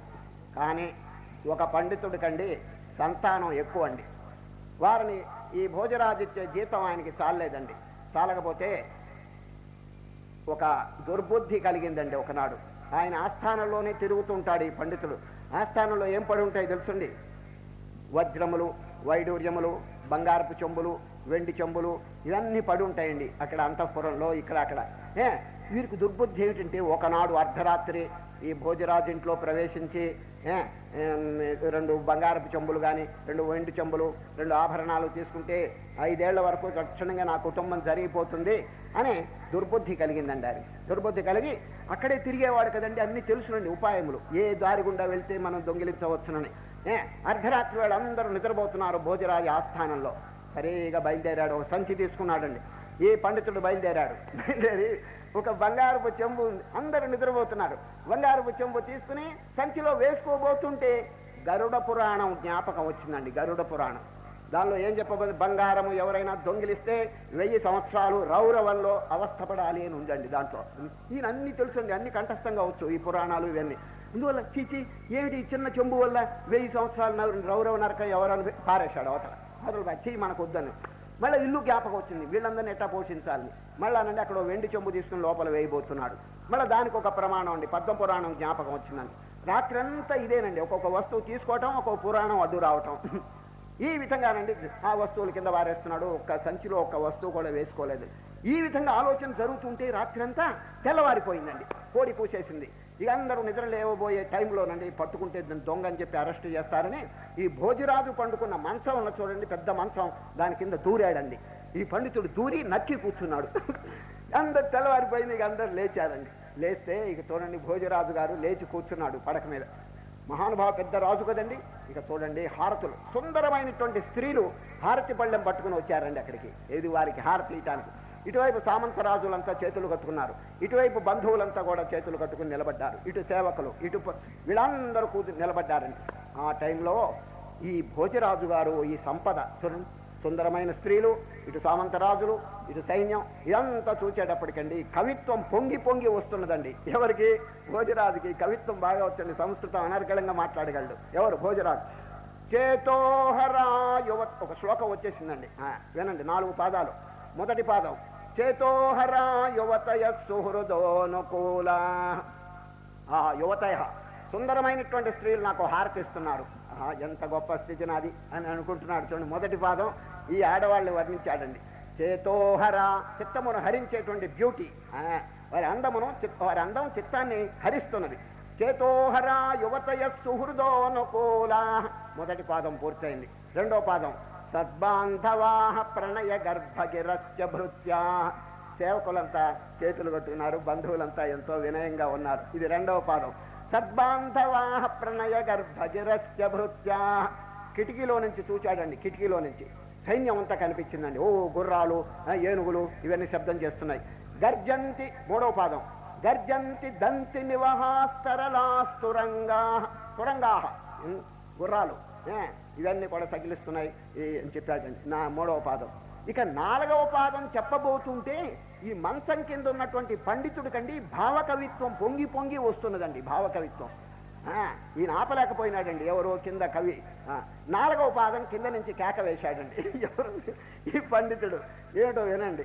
సమ్మీలనే నయనయో నహి కించిదస్తి, కన్ను మూతపడిన తర్వాత ఇవన్నీ పెద్ద సున్నా అన్నాడండి ఒకటే మాట. చూడండి కింద పండితుడు ఈయన 3 పాదాలు తన సైన్యాన్ని, తన స్త్రీలని, వీళ్ళని కొంచెం ఎంతో బ్రహ్మాండంగా వర్ణిస్తుంటే, సమ్మీలనే, ఓ రాజా ఇవన్నీ ఎంతవరకు ఉంటాయి? కళ్ళు తెరిచినంత వరకు. కళ్ళు మూసుకుంటే చస్తే అంటే చచ్చిపోతే ఇవైనా ఉంటాయా అని అడిగి, సమ్మీలనే నయనయో నహి కించిదస్తి, మరణానంతరం ఇవన్నీ ఎక్కడుంటాయి మహానుభావాన్ని కింద నుంచి కేక వేశాడు. వెంటనే భోజరాజు గారు ఎవరు ఎవరు కింద అన్నాడు. ఈ పండితుడు చేతులు కట్టుకుని బయటకు వచ్చాడండి. ఏమయ్యా ఇక్కడున్నాను? కడుపాత్రం అన్నాడు. తిండికి చస్తూ ఇట్లా వచ్చానన్నాడు. ఏమిటి అసలు, ఎందుకు కారణం చెప్పాడు. ఇట్లయితే దొంగిలించాలని చెప్పి వచ్చాను, రాత్రి అంతా ఈ పురాణాలు అడ్డొచ్చినాయి నాకు, ఇప్పుడు తెల్లవారిపోతే నన్ను అరెస్ట్ చేస్తారని కింద దూరాను, ఇప్పుడు నా కవిత్వం పొంగి పొంగి వచ్చిందని. మహానుభావ, నాకు చెప్తే నీకు కావాల్సినటువంటి ఏర్పాటు చేస్తాం కదా, ఎందుకు ఇటువంటి పని చేసినావు? కానీ నువ్వు వైరాగ్యమును బోధించి నా కంటికి కనువిప్పు తెచ్చావు. నేను ఏవో ఈ సంపదలు వీళ్ళందరూ చూచి విర్రవీగుతున్నాను.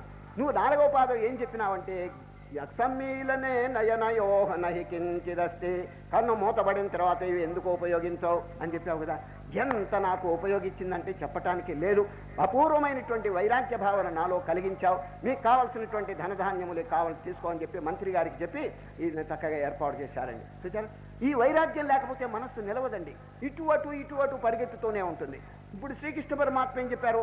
మయ్యేవ మన ఆధత్స్వ, పరిగెత్తేటువంటి మనస్సు నా యందు నిలుపు. ఎట్లా నిలుస్తుంది? ఈ వైరాగ్యము, అభ్యాసము, ప్రాక్టీస్ అండ్ రెనౌన్సియేషన్, ఈ రెండిటి ద్వారా చక్కగా మనస్సు నిలపొచ్చండి. ఇది ఫస్ట్ లెసన్.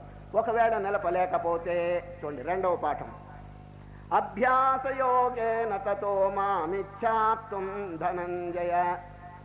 ఒకవేళ మీరు మనస్సు నిలపలేకపోతే వదిలిపెట్టబాకండి, అభ్యాసం చేయండి. ఈ రోజు కాకపోతే ఇంకో 4 రోజుల కన్నా దారికి వస్తుంది, లేకపోతే సంవత్సరానికైనా దారికి వస్తుంది. సరే, practice makes a man perfect. అదే ప్రాక్టీస్ అనేటువంటిది, అభ్యాసం మీరు వదలవద్దు. చూడండి, ఆధ్యాత్మిక స్థితిలో సామాన్యమైనటువంటి ప్రాపంచిక విషయాల్లోనే అభ్యాసం ఎంతో సహాయపడుతుంది. ఇక ఆధ్యాత్మికలో ఎందుకు చేయదు అని అభ్యాసయోగేన తతో మామిచ్ఛాప్తుం ధనంజయ. నంబర్ 2, అభ్యాసం కూడా చేయలేకపోతే అభ్యాసే 3వ పాఠం అభ్యాసేప్యసమర్థోసి మత్కర్మ పరమో భవ మదర్థమపి కర్మాణి కుర్వన్ సిద్ధిమవాప్ససి. మదర్థం అంటే దైవ కార్యాలు చేసుకో. నీకు ఈ రాజయోగం అభ్యాసం కుదరకపోతే దైవ కార్యాలు చెయ్యి, పూజ చెయ్యి, పునస్కారం చెయ్యి, తీర్థయాత్ర చెయ్యి, జపం చెయ్యి, రామకోటి రాయి, ఇటువంటి ఏదైనా ఒక కార్యక్రమం పెట్టుకోండి అన్నాడు ఎవరు? శ్రీకృష్ణవరం. దైవ కార్యం. ఆ దైవ కార్యం కూడా చేయలేకపోతే చూడండి, అథైతదప్యశక్తోసి కర్తుం మద్యోగమాశ్రిత సర్వకర్మ ఫలత్యాగం తదకురుమతాత్మవాన్. సామాన్య ఇప్పుడు నడవటం, కూర్చోవటం, వ్యవహరించడం ఇటువంటి పనులు అయినా చేసినా కృష్ణార్పణం, రామార్పణం. ఆఖరికి పరమాత్మకు అర్పణ చేసేసి దైవార్పణ బుద్ధితో ఈ కార్యములు చేయమని చెప్పి 4వ సాధన చెప్పారండి. ఈ విధంగా 4 సాధనలు చెప్పి ఇప్పుడు ఈ రాజయోగం అంత బోధించిన తర్వాత సద్గుణములు చూడండి, 26 సద్గుణములు చెప్తారండి. ఇవే పుష్పాలు. చూచారా, భగవంతునికి మనం పూజ చేస్తున్నప్పుడు సామాన్య పుష్పాలతో చేస్తున్నాం, మంచిదే, కానీ చాలదు. Don't be satisfied. అది ఎవరు తయారు చేశారు చెప్పండి? భగవంతుడు తయారు చేశాడు ఈ పుష్పాలు. చామంతి పువ్వు, మల్లెపువ్వు, గులాబీ పువ్వు ఇవన్నీ కూడా భగవంతుడు సృష్టి చేసినారండి. మనమంతా నిద్రపోతుంటే భగవానుడు నిద్రపోడండి, బ్రష్ తీసుకుని చక్కగా రంగులు పూస్తుంటాడు. దేనికి? ఈ పుష్పాలన్నిటికీనండి. ఇది ఒక భక్తుడు ఎంత చక్కగా ప్రార్థన చేశాడో చూడండి. పుట్టబోయడి బుల్లి బొజ్జాయి కోసమై పొదుగు గిన్నెకు పాలు పోసి పోసి. పరమాత్మ తల్లికి బిడ్డ ఇంకా పుట్టలేదు, రేపు పుట్టబోతాడు. ముందుగానే పాలు తల్లికి రెడీగా వస్తున్నాయా లేదా చూడండి. ఎంత ప్రీ అరేంజ్మెంట్ చేస్తున్నాడు దేవుడు గారు. చూడండి, దేవుణ్ణి ఎంత చక్కగా వర్ణిస్తున్నాడు చూడండి.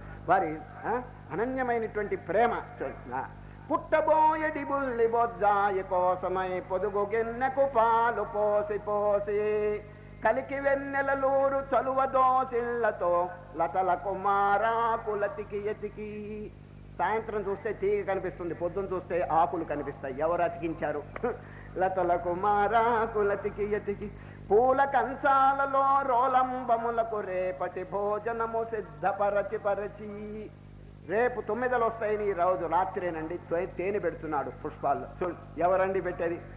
పూల కంచాలలో రోలంబములకు రేపటి భోజనము సిద్ధపరచి పరచి తెల్లవారకి మునుపు మొగ్గలలో నజొరబడి వింత వింతల రంగు వేసి వేసి తీరికే లేని విశ్వ సంసారమందు అలసిపోయితివేము దేవాది దేవ ఒక్క నిమేషము రమ్ము కుటీరమ్ము తెరిచి. ఈ నాకు హృదయ కుటీరం తెరిచినాను, విశ్రాంతి తీసుకోండి మహానుభావ అని ఆ భగవంతుని భక్తుడు ప్రార్థన చేస్తున్నాడు. ఎంత ఎందుకు చెప్పినానంటే, మామూలుగా ఈ పుష్పాలన్నీ మనం కోసుకుని దేవుడికి అర్పణ చేస్తున్నాము, మంచిదే, ఇది సామాన్య పూజ. డోంట్ బి సాటిస్ఫైడ్, దాంతో తృప్తి పొందొద్దు. మనం పుష్పాలు తయారు చేయండి. ఏమిటి? అహింస ప్రథమం పుష్పం. అహింస పుష్పమింద్రియ నిగ్రహ సర్వభూతదయా పుష్పం క్షమా పుష్పం విశేషత శాంతి పుష్పం తపః పుష్పం ధ్యాన పుష్పం తథైవ చ సత్యమష్టవిధం పుష్పం విష్ణోః ప్రీతికరం భవేత్. విష్ణువుకి ప్రీతికరమైనటువంటి పుష్పాలు ఇవ్వండి.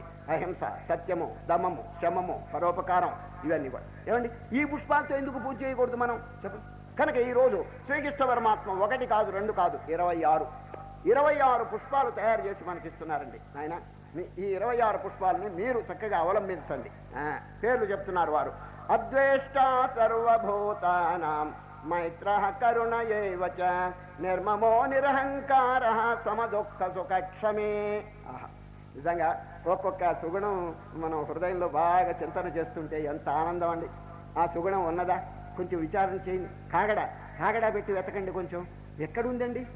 ఎంతసేపటికి ద్వేషము, క్రూరత్వము, అపకారము, హింస ఇవి జాస్తి అయిపోయిందండి. అది ఈ ప్రపంచం ఎట్లా ఉందో ఒక చిన్న దృష్టాంతం చెప్తే మీకు అర్థమవుతుంది. ఇటలీలోనండి, ఇటలీ డిక్టేటర్ ఒక ఆయన ఉన్నాడు, మీకు అందరికీ పేరు తెలుసు. ఎవరండి? ముస్సోలిని. ఆయన పెద్ద పెద్ద ఆఫీసర్లందరికీ ఒకసారి అండి డిన్నర్ పార్టీ చేశాడండి. రాత్రి ఇట్లాగే 8:30కి డిన్నర్ పార్టీ చేసినాడండి. పెద్ద పెద్ద ఆఫీసర్లు అందరూ వచ్చారు, మిలిటరీ కమాండర్స్, ఇంకా చాలా మంది వచ్చారు. అక్కడ అండి ఒక రౌండ్ టేబుల్ పెట్టాడండి. రౌండ్ టేబుల్, దాని చుట్టూ చైర్స్ వేశారు, కుర్చీలు, పెద్ద పెద్ద వాళ్ళండి.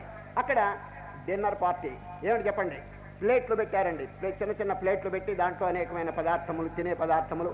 సెంటర్లో ఏం చేసినాడు తెలుసండి? డెకరేషన్ కోసం, అలంకారం కోసం ఒక బంగారపు పళ్ళెం, ఒక వజ్రం మధ్యలో పెట్టాడండి. వజ్రం ఆ లైట్లకండి ఆ వజ్రం వెలుగుతుంటే ఆనందంగా ఉందండి, మహాప్రకాశంగా డెకరేషన్, అందరికీ ఉల్లాసంగా ఉందండి. అది ఊరికే అలంకారం కోసం పెట్టాడు. అది ఎంత ఖరీదు తెలుసుంది, ఆ వజ్రం ₹1,00,000 ఖరీదు అవుతుంది. బంగారం పళ్ళెం చెప్పడానికి లేదు, మహా విలువ అండి. చుట్టూ అందరూ కూర్చున్నారు, డిన్నర్ పార్టీ జరుగుతున్నది. అది అకస్మాత్తుగా కరెంట్ ఆఫ్ అయిపోయిందండి. ఒక్క నిమిషం అయిన తర్వాత మళ్ళీ కరెంట్ వచ్చిందండి. ఏం జరిగిందో తెలుసండి, బంగారపు ఆ చీకట్లోనండి బంగారపు పళ్ళెల్లో ఉన్న వజ్రం ఎవడో కొట్టేశాడండి. చీకట్లో ఎవడో కొట్టేశాడు. ముస్సోలని చూచినాడండి, లేచినాడు. ₹1,00,000 విలువ చేసేది పోయింది. అది ఎవరో వడ్డం చేసే పోర్టర్స్ తీశారో ఎవరు తీశారో ఎవరికి తెలియదండి. నిలబడ్డాడు. ఏమండి, అందరూ పెద్ద మనుషులు, ఇక్కడ ఉన్న వారందరూ పెద్ద ఆఫీసర్లు. ఫలానా వాడు తీశాడు. ఇక్కడ సర్వర్స్ కూడా కొందరు ఉన్నారు. ఎవరు తీశారో మనం చూడలేదు, ఎందుకంటే చీకటి కాబట్టి. ఇప్పుడు నేను ఒక ఉపాయం పొందుతాను. ఏమిటంటే, నేను కావాలని చెప్పి మళ్ళీ లైట్లు ఆఫ్ చేస్తాను, మళ్ళీ చీకటి రప్పిస్తాను. ఎవరు తీసుకున్నారో వారు మర్యాదగా ఆ పళ్ళెల్లో తెచ్చి పెట్టండి. ఈ చీకట్లో ఆ పళ్ళెల్లో తీసుకెళ్ళినటువంటి వజ్రం మళ్ళీ తీసుకొచ్చి పెట్టండి. మళ్ళీ నేను లైట్లు మళ్ళీ ఆన్ చేస్తాను. ఫలానా వాడు పెట్టాడని చెప్పి వారికి తెలియదు అని చెప్పి మళ్ళీ లైట్లు ఆఫ్ చేశాడండి. ఎవరు ముస్సులని ఆఫ్ చేసి ఒక నిమిషం అయిన తర్వాత చూస్తేనండి బంగారం పళ్ళెం కూడా కొట్టేశాడండి ఎవడు. ఇట్లా ఉంటుందండి పరిస్థితి. ఈయన బోధ ఎవరికైనా జీర్ణమైందా చెప్పండి. ఈయన పెద్ద మనుషులాగా బోధ చెప్పాడండి. అయ్యా బాగుపడండి, బాగుపడాలని ఉంటే కదా అక్కడ చెప్పండి. కనుక శ్రీకృష్ణ పరమాత్మ ఎన్నో ధర్మాలు చెప్తున్నారండి, ఎన్నో సుగుణాలు చెప్తున్నారు. 1 కాదు, 2 కాదు, 26 చూడండి. అందులో ఒక్కొక్కటి కనుక ఆలోచిస్తే మన హృదయంలో అది లేనట్టుగానే చాలా మందికి తోస్తున్నదండి. ఎందుకంటే అద్వేష్ట సర్వ అంటే ఏమిటి?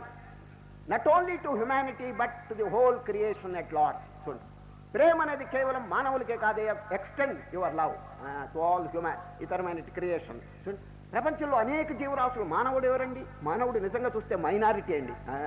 ఈ అనంతమైనటువంటి విశ్వంలో 84 కోట్ల జీవరాశుల్లో ఒక్కొక్క ప్రాణి చెదలు లెక్క పెట్టండి, కోట్లు ఉంటాయండి చెదలు.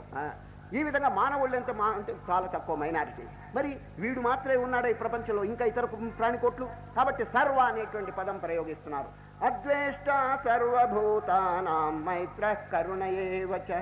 ఈ సద్గుణాలన్నిటి మనం ఆహ్వానించాలి, చక్కగా హృదయంలో బదిలపరుచుకుని. అయితే ఒక పెద్ద ప్రశ్న వస్తుందండి, ఏమిటంటే దుర్గుణాలు ఇదివరకే పీఠం వేసినాయండి. ఎక్కడ హృదయంలో దుర్గుణాలు. ఇప్పుడు హృదయ స్థానంలో ఇది దుర్గుణాలు ఖాళీ అయితే కదండి సద్గుణాలు రావాల్సింది. There is only 1 chair but it is pre occupied by somebody. ముందుగానే ఆక్యుపై చేసుకున్నారు. ఎవరు? రాక్షసులు, కామ, క్రోధ, దరిద్రులు వీళ్ళు ఉన్నారు చూడండి. వీళ్ళు వచ్చేసి ముందుగా ఆక్యుపై చేసుకున్నారు. ఇప్పుడు ఆగమార్థంతో దేవానాం, ఓ దేవతలారా రాండి అంటే వాళ్ళు ఏమంటున్నారు? గమనార్థంతో రాక్షసులు పంపవయ్యా అంటారు. భవమాన సుదుడు మట్టు భవమాన సుదుడు మట్టు పాదార విందములకు నీ నామారూపములకు నిత్యజయ మంగళరమణీ నామారూపములకు నిత్యజయ. ప్రహ్లాద నారదాది భక్తులు పొగడుచుండ